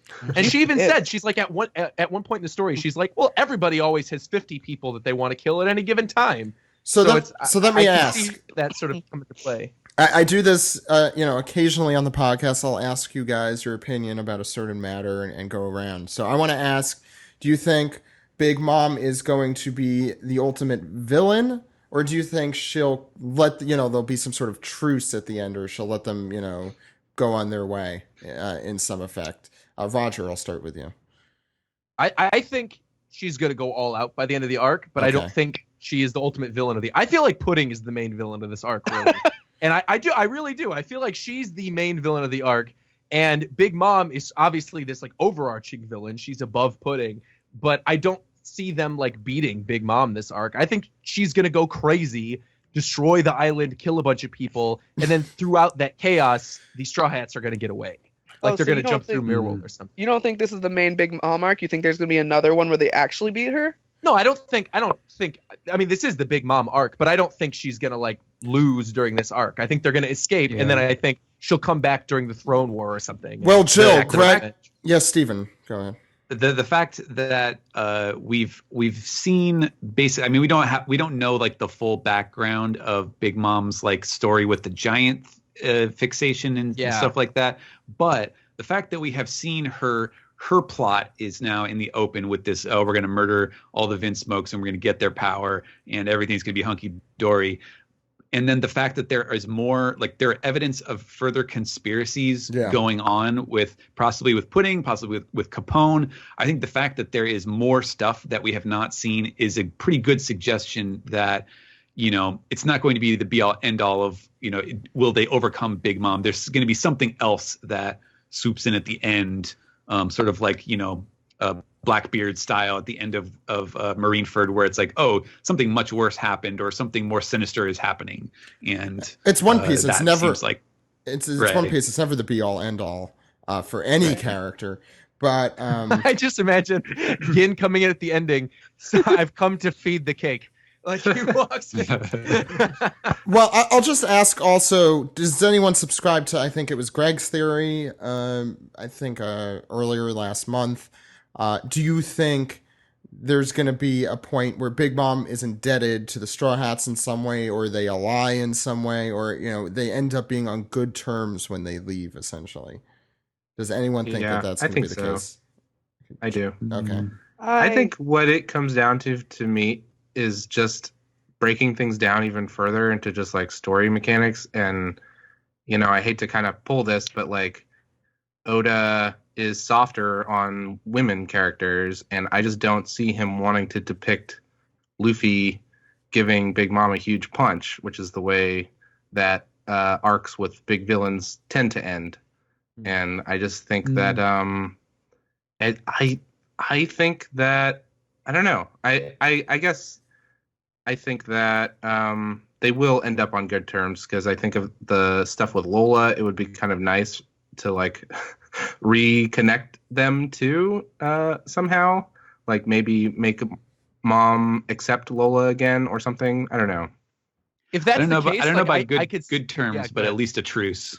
Yeah. If nothing if that else. was the case, though, I don't see, like, even if Big Mom ends up like that, I don't see the rest of her children going along with it. I think they're all going to be severely punished. Like, I don't. Yeah. After all this, I think like I'd be surprised if there were Big Mom children left. I remember back when the arc was starting, and a lot of people thought that Germa was gonna like betray Big Mom, which is what they're planning. But this entire time, Germa's way over their head. I don't think they realize the shit that's going on. Like, Yeah. obviously, they don't realize that they're gonna be betrayed at the wedding, but I don't think they even realize how strong an emperor is. I think, how new are they to the Grand Line? Because they've been in what, West Blue, North Blue the whole time? Until recently, I don't think they're really getting the idea of politics here. Mm. Yeah, I have a weird issue with what's going on with Germa that we're kind of edging more and more towards wanting to sympathize with them, and the fact that I know it has its roots, which I like to talk about too, in Shocker and Sentai imagery, but the fact that they pull from Nazi imagery and that we're gonna eventually possibly be kind of like Sanji ends up buddy with them, like I don't like that. Punch more Germa. Yeah. I'm not afraid of that necessarily, but they are in an odd position at this point, I think, with regard to like reader sympathies. I mean, I think Germa, we're kind of underestimating them still. I think they were underestimating Big Mom, certainly, but I think they are still a very powerful force. I mean, remember, they went into a country and finished a war in like a day. I'm curious to see how they're going to fit in. Yes, but that was a long day. It's funny to think about all this, and then like just a couple months ago, they mentioned that it was last month when one of the editors mentioned that we're about halfway through Whole Cake Island, and it's like, man, when we break it down like this, there's so many little loose ends that they have to tie up, so many fights, so many things we need explained that I don't know how they're going to wrap it up in the time that they have left, quote unquote, of this arc, unless they escape halfway through. Well, at the same time, does it feel like we've been in this arc since like last April? It's pretty crazy to think about this. We're almost at the year point in this arc. It doesn't feel that long. It feels like this has gone fast. No. Yeah. Sometimes I forget the Cracker fight even happened. It was like a big fight, but like it was so fast. Yeah, most of her kids are not going to get fights, Well, I don't know. Yeah. We have more questions. We should get into them. I'm sorry I derailed. That was that was our recap where what we all think about the arc at this point question. So let's just pick out a few more from Reddit. I'm going to read this one for the username. This is Sengoku the Gouda, who wants to know for Valentine's Day. So cheesy. Which cheese is the most romantic? Brie. Manchego. Brie is a good one. It's so gooey. And then you put fruit with it. It's awesome. What does this have anything to do with One Piece? Okay, the real question is... It's Swiss for sure. No, it is not. Is Limburger. Yes, it is. It has holes in it. You could put things in it.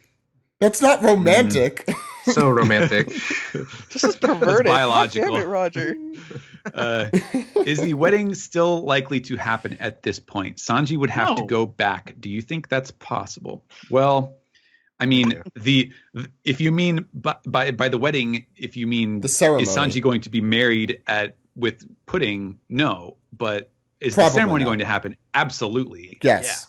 There is no way. Like, in fact, I'm positive that they're going to get all the way up to the unveiling of the bride moment, because why would you build up that specific signal, that visual cue, unless you were going to make good on it in some dramatic way in the arc? I feel like it would be a kind of a letdown if you started talking about that. It's like Chekhov's gun. Like, if you start talking about this and then you completely divert into something else, what was the point? And also, Greg said it's going to happen, so it's going to happen, guys. Come on. Yeah. I really like the idea that they that the Straw Hats are just waiting for like that moment, and then they appear in like wedding outfits, or they all decide to be Sanji's best man. They just stand there at the wedding. No one really knows what's going on, but they're just gonna be there anyways. Oh man, Jinbei in a tuxedo. I want that. Oh, Nice. that would be great. Jinbei in like a Jinbei tuxedo, like a robe tuxedo. I don't know. Anyway, Like, oh, what? no, because Whale they're shark Jinbei. tuxedo? No, Jinbei, Jinbe. That's the name of the kimono type, Gotcha. yukata type thing. Anyway, Steven, what's next? Okay. Liquid Gaimon says, in honor of the Lego Batman movie and our 16th president, Abraham Lincoln, Legos or Lincoln Logs? These aren't One Legos. Piece questions. I say Legos for sure. Germa. Yep. Legos. That's I mean, Abraham Lincoln Legos is and the DC answer, ones. but One Piece questions. Am I the only one who Okay. cares about One Piece questions? All right, here we go. Last one from Reddit. I'll cut it off here. Amiibo Hunter says, what do you guys and gals think the Straw Hats' favorite sports are? Oh. Frankie likes American football. Chopper Yeah. likes hockey. Sanji likes non-American football. yeah. Zoro plays baseball. He likes samurai swords and baseball. Does he use a bat in his teeth though? Oh, yeah. Wasn't that He in just likes was that weightlifting. wasn't that in Pirate Baseball King? Oh, I God, think so. yeah. It's too good. I think Nami Um, would like volleyball. Why? very Because she has Disney. them. No, because she's always in a bikini. She'd be on the beach anyway. Yeah. I feel like Luffy would be really good at certain like Olympic events where he could take advantage of his power to Gymnastics. yeah. Yeah. I don't see Luffy having the patience for gymnastics. And Robin's favorite sport is chess. Ping pong. I You like play I all like sides. the- it. Okay, so there's nothing else you want to go through. Someone asked what you think the next cover story would be. I saw Maxter Dexter, and we talked about that a little bit. I think last week or the week before. But for anyone who hasn't had Yeah. the chance to, predict, I think Jill and Joey, do you guys have any predictions or requests? Not that we have the power to make this happen. Don Quixote family. Yeah. that Which would be one? pretty We good. had an arc break. The ones who aren't Doflamingo. All of them? Yeah. The rest. All treble all the time. I mean, they did it with CP9. so- Roger's a huge treble fan. Oh, Make sure to send him Mr. Pink not being able to swim. trying to swim in the water and then just sinking. And that's the whole cover story. It's two panels, that's it. Him jumping in the water and him sinking. Okay, why don't we move on into our next part of the Piece Together segment, and that is Piece the tweet. Now it's time for the piece of tweet segment. Comments, theories on Twitter. yeah, Right. so what do we got this week, All right, DJ? First question comes from Taxi Fish, who says, "Favorite One Piece one-liners or quotables?" Mm. Yeah, like they're all kind of dramatic. The funny one, I want to live. yeah, exactly. Like they're all dramatic ones. I have Mm. Sal's there's no one in this world who is born to be alone tattooed on my leg, so that's my favorite. That's a great Nice. quote. I've been posting a lot of my recent favorites on our Twitter account. Thanks, Zach. Yeah. There's I think a- I saw one person get upset about that, and yeah, like not much opposition. I don't No, know. I think a lot of support. I've been Yeah. mostly getting I support. said, this is a true story. I said back in September, my grandpa recently passed away. On his deathbed, I literally did Heluluk's speech for him. And I read off Heluluk's speech. And then my dad liked it so much that he repeated it at the funeral. So that's probably my choice and will always be my choice. I mean that Yeah. speech is definitely definitely my favorite. I'd say that Yeah. speech, just the words would definitely affect me emotionally every time.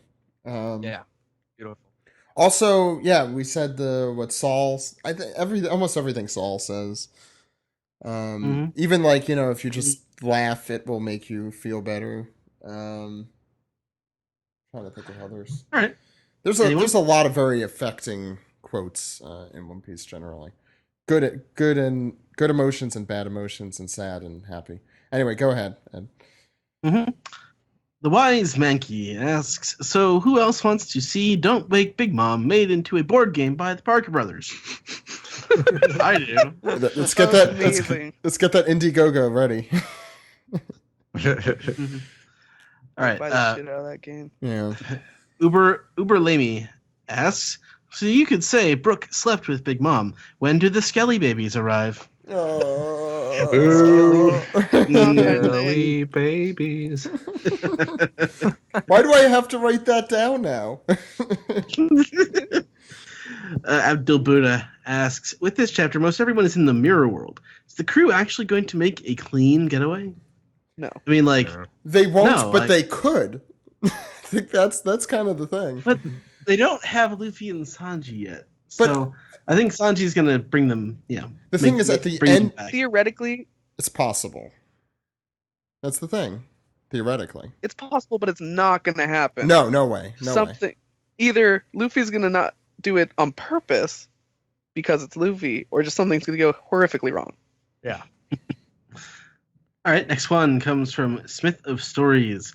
It says, for Brooke's sake, do you think Big Mom showers before she goes to bed? Does she just stand underneath Zeus? And let him rain on her? Well, who's going to tell Big Mom that she stinks? Like, who's going to go for that? I bet she smells like candy. Yeah. What's next, Ed? Smells like sugar. Well, the next one comes from Onyx Prime, who says, do you think that the Straw Hats will be about to leave Whole Cake Island when Big Mom opens the Tamate Bako, which will knock out her family, causing her to rampage and thus force Luffy to fight her? No, they're going to open that at the wedding, so I feel like the whole showdown's going to happen during that whole thing. But Yeah. which is kind of curious to me in that how they're going to get to like the point of doing the wedding when Sanji's already sort of run off at this point. Well, I feel like think he's coming back. Yeah, I feel like he's going to just show up back up at the castle, either slip past the guards and go back into his bed, or he's just going to show up like, "Hey, I'm back. Let's do this thing," and that's how they're going to get this dramatic thing. Like, I don't think that they're all going to meet up and then do some big plan together before the wedding, sort of deal. I feel like we're still set up. There has to be that dramatic moment where Sanji's just there by himself. And that's why I think it's important that he and Luffy are at a separate location right now than the rest of the Straw Hats. I still like Greg's whole playing out of this arc, where Sanji's kind of the hero, but not the Luffy hero, too. Anyway, go ahead. What's next? Okay. The Dr. Monkey asks, things seem to be going smoothly for the Straw Hats. Perhaps too smoothly. Which means something crazy is about to happen. Is it Capone time? Could be. I don't think quite yet. I think soon. Although, Steven just said could be, and who knows? All right. Next question comes from Pongzilla. If the Ginyu Force of TBZ were to fight the Vinsmokes, who would win? In a pose off. Smokes, probably. Pose off. Actually, the Ginyu Force would win a pose off. Yeah, they would. Yeah. They've practiced. We just are assuming that that Germa poses, but we haven't actually seen it with our eyes yet. They But they 100% pose. I mean, Yeah. The brothers Oh, do, and then man. Reiju's like Robin. Nah, over in they're the corner. almost they're like the brothers are almost too cool to do it. I feel no, like. they're gonna pose. It's gonna be during the wedding when you think they're about to get shot, and then out of the smoke, Yes. you see them just pose, and they're like, "You think you're Oh, gonna get man. us that easily?" And then it goes from there. Obviously, I guarantee Yanji wants to pose. And then there's the Ginyu joke about it not looking right without their fifth member, right, and because Sanji's not taking part. that's gonna be Ichiji, and he's just gonna be like, "What the hell are you guys doing?" The rest of them are not cool at all, so it's fine. Okay, 07 Naaman asks, do you think Big Mom and Kaido can use King's disposition hockey? Would we see Luffy using it? I guess in this arc. Good translation there. Yeah.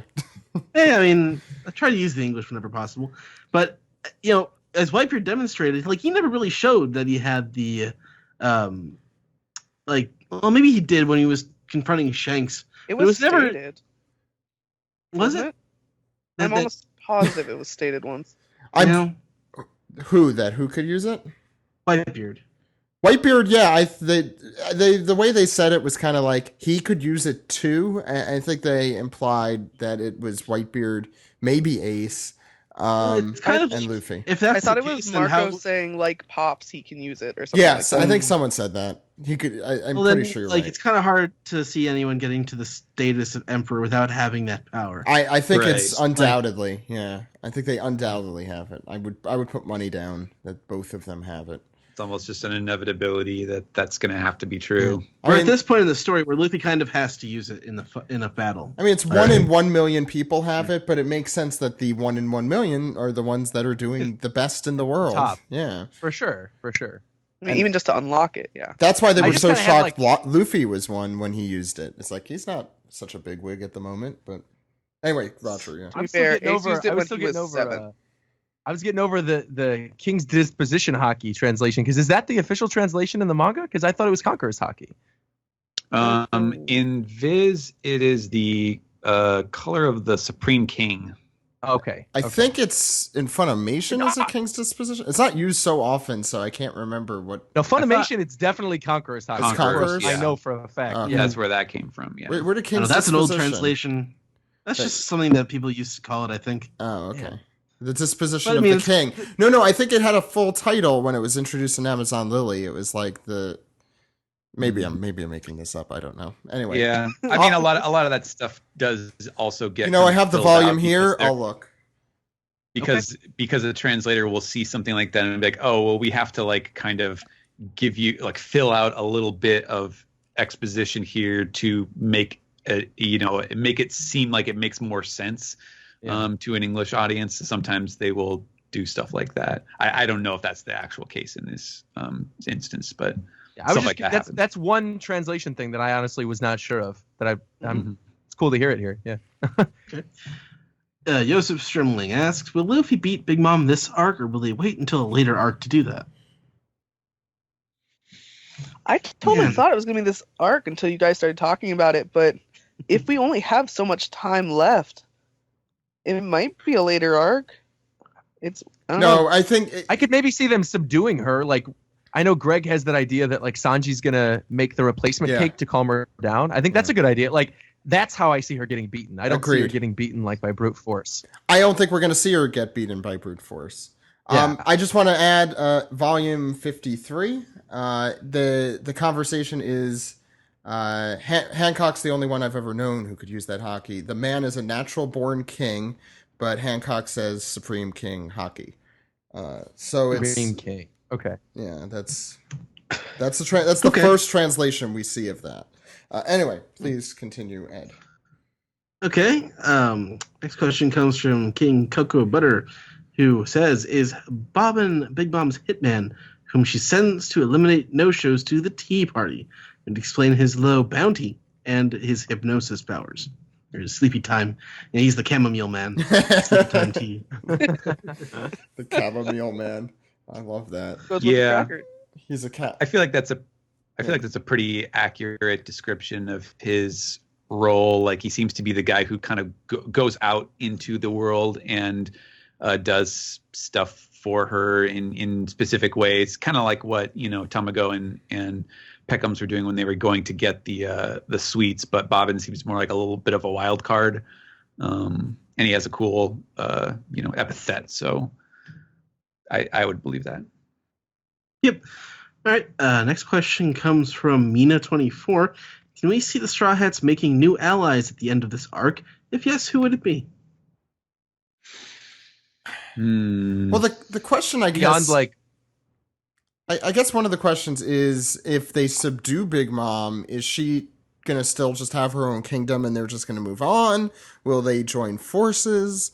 Will it be under Luffy? Is there like how big of a victory / not victory would this be? I think there's just a lot of open questions. Yeah. That's an She could- interest. Sorry, go ahead. Go ahead, Joe. It's an interesting one because every time Luffy like beats a big bad on the island is always liberated. I mean, it happened with Crocodile, it happened with Doflamingo, Wapple, but with this one, I mean, she has so many territories. So are they just gonna? And in a way, her people are happy, even though she's stealing their lives. It's an interesting. Is he just gonna get rid of that, or just gonna let her keep it, or is this fight even gonna happen right now? Right. Yeah. I was gonna say that like the stakes and the scope of like the conflict going on is too personal to the Straw Hats. Like this is about going to get Sanji and taking him back. It's not about liberating Big Mom's realm from her evil rule or whatever, the way that it was in Dressrosa and in many of the other country-based arcs. And Big Mom is certainly a little bit evil, but she actually doesn't rule super evilly. I mean, she has a tax policy, but I mean, right. If you're anti-taxes, then sure, this is evil. But unfortunately, taxes are just a way of life, and in this case, it's literally life that is taken instead of money. Yeah, they get to keep their money, guys. It's almost like some kind of like Scandinavian like welfare state where the taxes are really high but the infrastructure is really nice, like everybody's really happy here. You could eat any of it. It's all edible. Yeah. That is to say, it's houses. all eatable. Next question comes from Danny Newman. Anyone think Sanji and Luffy will team up to take down Bobbin? Even with the bento box, Luffy may be too weak. I think one of them is at least one of them. I don't think Bobbin is as strong as. I mean, his bounty's not that high. I know that's not a great indicator, but we've already fought. Luffy's. Yeah, go ahead. Luffy's weak to hypnosis. Good point. So it would be kind of a good way to showcase that Luffy is back to 100%, though, for him to defeat Bobbin. Mm-hmm. Yeah, just one punch style, like go at it like Saitama and just annihilate him with one punch. Yeah, I see that. Mm-hmm. All right, next question comes from Hatem. Quick yes or no question: do you think Carrot is going to be a permanent part of the Straw Hat crew? Well, permanent, like Dogstorm and Cat Viper were for Roger. Like they went all the way to the end of the journey. I mean, why wouldn't this be sort of the same thing? Well, doesn't mean that she's going to be a full-fledged crew member. The question that pops in my mind is, where the hell else is she going to go? I mean, we talked about backtracking. Kelly, I think last week mentioned the Nox pirates reforming in some way. I think that's the only other option, really. Yeah, I like that idea. I think that's a good idea. I think that she could fit on the crew, and she has a potential role as the artist. The fan artist, but I don't know. I like the solution of her joining Pedro and reforming the Nox Pirates, but I also kind of like the idea of her joining the crew. Although we kind of are at our breaking point of having too many crew members that he has to split up all the time. Yeah, didn't Oda say in some interview though that like several crew members were going to join next or something? I like people always talk that and reference that. I really remember it, but I don't remember if there was an exact time. He made some sort of comment that there were more crew members on the way or something like that. It was interpreted. I think we have that article on the site. I think that was interpreted in very distinct ways by a lot of people, and it was probably more just like, we're gonna see some more crew, people joining the adventure or whatever, because it doesn't necessarily mean like, oh, this is going to be an A1, Straw Hat, center crew sort of thing, because there are so many different levels of being affiliated with the heroes now that you could even interpret those remarks in a much less permanent way. But I think for sure Jinbei should be joining after this, but I don't it's what I said a week or two ago. It's just we're gonna have more and more crews joining the fleet as part of the fleet. I don't see why that Nox Pirates thing wouldn't happen then. Yeah, because I'm sure Peckham's will leave with Pedro and with Carrot this arc whenever we see Peckham's again. What does Nox and Peckham's and Pedro were the original Nox Pirates. So What does Nox mean or come from? I don't know if we've ever addressed that. I just don't understand. And well, it depends on how you choose to Romanize it, because it could be Nox like Fort Knox, which Or the could, knights. It's a yeah, Harry but Potter spell. Nox, yeah, it means night in. Oh, Latin. see, I Latin, assumed it was like I something think. poison. Because isn't like nox Noxious, poisonings like yeah. nitrogen? Yeah, that's yeah. that is a thing too. No, it's the stuff from it's the energy drink and the stuff from Fast and Furious. Wait, so do you think That's all? Nos, never mind. Do you think all? Shut up. Do you think all the Nox pirates had European accents of varying sorts? I like this. Tamago was one of them. Maybe Tamago at one point was one of them. He is a chicken. Oh, what if he betrayed them? He was the Pigma. He was the Pigma of the group. He betrayed them. Oh, He sold out to Antros. we've gotten the question before if we wanted a One Piece spinoff. I now know my answer. It is this. There you go. Yeah. What's the next question, Ed? Next question comes from Lika Gray. What will happen with Caesar? Bobbin is calling Katakuri to bring back. Back. Bring back Sanji.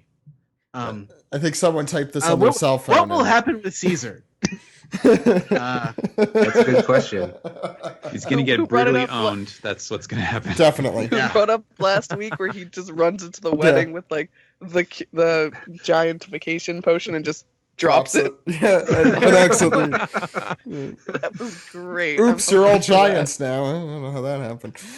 How about our heroes escape amidst all the chaos, and then all of a sudden, Caesar looks up and is like, "Hey, what about me?" It's going to be comical. I feel like there's a pretty good chance that Caesar will succeed at the impossible task because of his like desperation. Because like the kind of the subtle like running joke behind him is that he actually kind of sucks at being, at living up to the legend that he imagines himself to be. And so I could see like this situation of absolute desperation for his life actually succeeding, and he has this brilliant, scientific realization and actually succeeds at what Big Mom wants him to do because his life is on the line. Next question, Ed.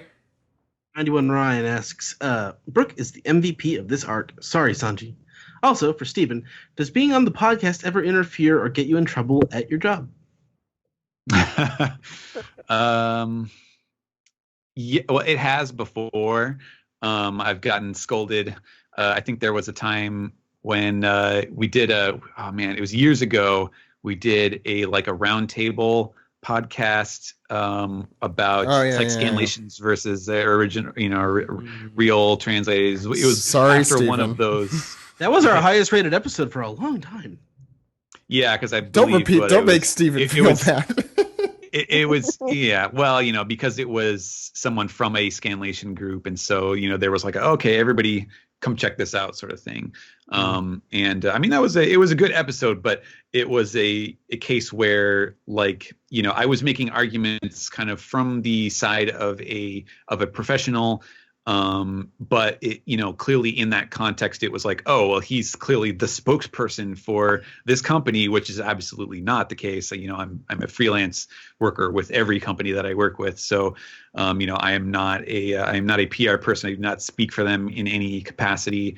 So yeah, there have been a few other instances. I think there was one time where I was a little too glib about teasing something, and then people were commenting about it on the issue comments or whatever on Shonen Jump, and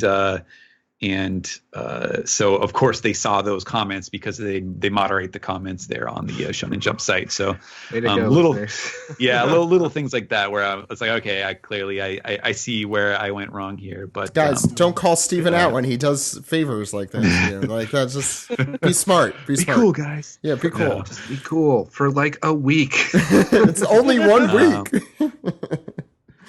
But no, for the most part, I'm not particularly worried about stuff like that, and I know which things not to mention or to be too obvious about. So, All right, next one comes from Hydrangea's Love.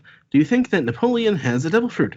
kind of reminds me of Funkfried in Water 7, or Eddie's Lobby as well.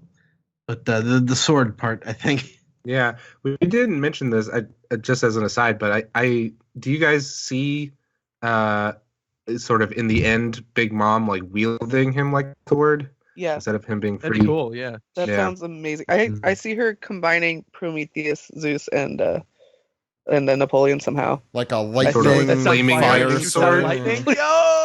Please, I That'd be want it awesome. so badly. That'd be really cool.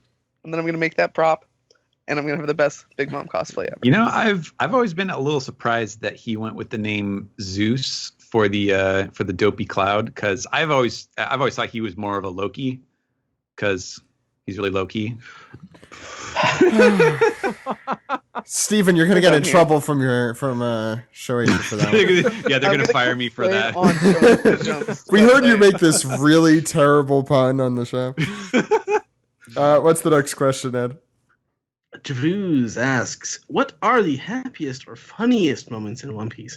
When has the series made you the happiest or made you laugh the most? Mm. This week's gonna be up there at the end of the day. Yeah, this is a fun Yeah, I one. laughed really hard. The part I think where Luffy can't believe like the ventriloquist bird gag. Love that. I think The probably the pigeons Duval manipulating reveal. you. What's that? The Duval reveal is probably one of them. Oh, that's a good That, one. like, when he finally lifted up as soon as he lifted up that mask and I saw that it was Duval, like, I think that's never going to be topped. I can't imagine him doing something that's going to be topped. I know this isn't in the series technically, but Gold was probably the most consistently funny One Piece experience I've had in a long time. Yeah. It's in recent memory too, so it's okay. Yeah. Yeah. That was. Or also the part fantastic. like this is an underrated moment, but when Captain McKinley is crawling across the beach. Oh yeah, yeah, Them, right? yeah.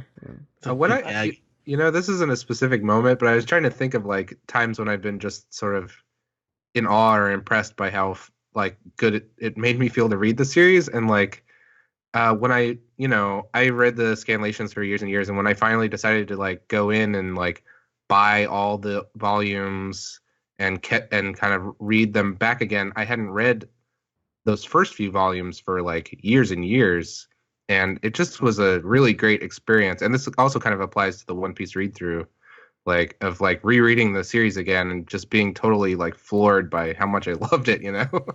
I'd recommend that to anyone who hasn't read those early volumes in a really long time. That is a great experience going back and doing that.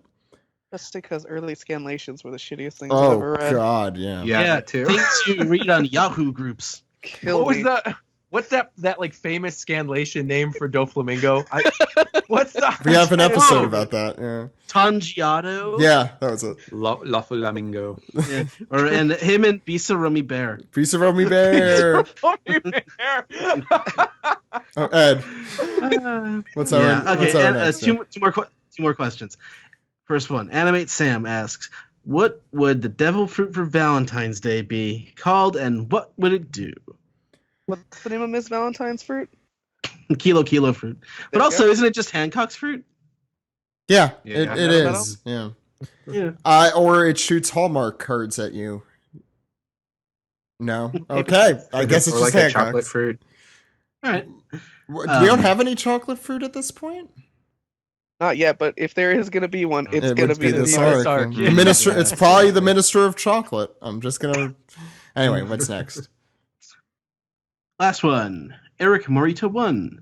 If the Straw Hats had sleeping beauty names like the Seven Dwarfs, what would be their names? Doesn't have to be the original 7 names. So I was thinking about this for like the last minute or so. And so we got Hungry, Mhm. Smoky, Sleepy, Doc, Scaredy. I don't know. Anyone else? greedy for Nami. Yeah, that's a good one. Fuzzy. Supery. Yeah, it's sweet. Boney. Fuzzy is horny. Boney. Yeah, Boney. The horniest Bony, one. boniest book. Yeah. What would Frankie be? Deadly, even for Brooke. Soupy. Super. Frankie is a super. He just super, yeah. Let's get one to end on. Yeah, okay. That's the piece to tweet. That's the piece together. Why don't we round off the show? You guys ready? Yeah, it's time to round up the podcast. 105.5. I'm changing the Jimmy station. Fishy. Bobbin in the morning. No, not that station. Is there nothing on the radio? あの大空に届くまで I believe 一つの明日 This has been the One Piece Podcast, episode 456 for Monday, February 13th, 2017. Thank you all for coming on the show. This was a really fun episode. A really crazy episode. If you haven't, subscribe to us on Patreon at patreon.com/OnePiecePodcast. It is how this program can continue and get better along the way. So again, please support us there. But it's pretty quiet. Don't forget to check out our website for editorials, news, and more at OnePiecePodcast.com.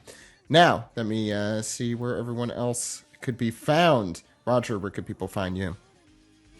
Find me on YouTube, on Twitter, on Twitch, and on Instagram as Rogers Base. I do reviews of the anime and the manga every week, and I do One Piece theories. And it's always a pleasure being on the One Piece podcast. I love you guys. Yes, it's nice having you on more. Jill, where can people find you? You can find me on Twitter mostly at Piratess on Luck. I also write monthly editorials called Fortnite on the OnePiecePodcast.com. Sorry, I'm not going to have one out for this month, but I should, within a week or so, have a convention roundup about Anime Los Angeles and One Piece cosplay there That sometime counts. soon. That's something. Cool. Yeah. Joey. Yeah, Tumblr and Twitter, Joey Weiser, and where I talk about my Tumblr's kind of strictly business, talking about updates with my comics and stuff, and my Twitter's everything from like comics updates to what cartoons and movies I'm watching right now. So yeah, follow me. And please read Merman, my graphic novel series. Books 1 through 4 are available now, and book 5 is coming in April. Keep an eye out for like updates about which conventions and stuff I'll be at, because I'm definitely going to be around with that. And please listen to Toho Yaro, the podcast that I do with Alex and our friend Scott. It's a Japanese movie podcast, and as we mentioned in the opening, our most recent episode is about Zatoichi, the 2003 version by Beat Takeshi, and we do mention Shintaro Katsu, who Fujitora is modeled after. And if you're interested in checking out those old movies that with Katsu, there's also a mini episode that's just like a 8 or 9 minute episode of me recommending 4 classic Zatoichi movies that you might want to start with. And and follow Toho Yaro on Twitter and like us on Facebook. We just have a new Facebook page I just launched. So yeah, join us and let us know what you think. Highly recommended. Listen to that podcast, Toho Yaro. Steven, where can people find us? Find you. You can follow me on Twitter at Translatosaurus. Recently, I have been kind of having fun posting pictures, fun little artifacts that I find as I am going through and re-editing / renovating some translations for the upcoming release of Akira. And I will probably be done with that by the next episode of this podcast. So if you want to see any little interesting tidbits like that, I've been putting them on Twitter as I find them. So you can check that out and more on my Twitter feed at Translatosaurus. I'm going to pre-order that the second that is available. I've been waiting for your release of it, Steven. I'm excited. I'm very excited. Yeah, it's been crazy to see some of those posts about how things were flipped and rearranged. Right. And all sorts of stuff. Yeah, lots of funny stuff. Put Ed, the game down, flipped it, and reversed it. Ed, where could the good people out there contact us? Well, you are Zach_Logan on Twitter. I am Edward E. Festizio. And if you've been following me on Twitter, you know that I'm watching through the 100 Great Anime Films as ranked by Paste Magazine online. This past week, I got to go through my favorite of the Ghibli films, Whisper of the Heart, as well as going to the theater to see Ghost in the Shell, which was a very interesting experience. I really, really liked that movie. And also I watched The Cat Returns, which is sort of a follow-up movie to Whisper of the Heart, which is a fun little kids movie. But as for the podcast, You can find the podcast at OnePiecePodcast.com, Twitter.com, YouTube.com, and Facebook.com/OnePiecePodcast. Reddit.com/r/OnePiecePodcast for leaving us some piece together there. OnePiecePodcast@gmail.com is our email address. OnePiecePodcast is our Skype name. Please support us. Patreon.com/OnePiecePodcast. And shout out to all the Patreon supporters that we called out earlier in the show. And you can also subscribe on iTunes. Subscribe, rate, and review on iTunes. Subscribe on SoundCloud. Subscribe on Google Play. Or call us on our phone number. Zach? And the phone number is 347-497-MAJI. Maji! The phone number again is 347-497-6254. Call anytime. Call anytime! Well, thank you, Ed. Anytime. with your questions, your comments, your theories, or what house the Sorting Hat would put you in. Thank you all so much for coming on the show. This was a lot of fun. We have another chapter next week, another episode next week, and another podcast next week. So make sure to join us for episode 457 of the One Piece podcast. But until then, my name is Zach. And my name is Ed. We'll see you next week, everyone. Goodbye. Goodbye. Maji.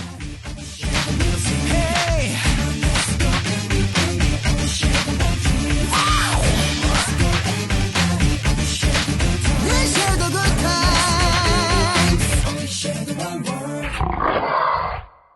105.5, 5.5.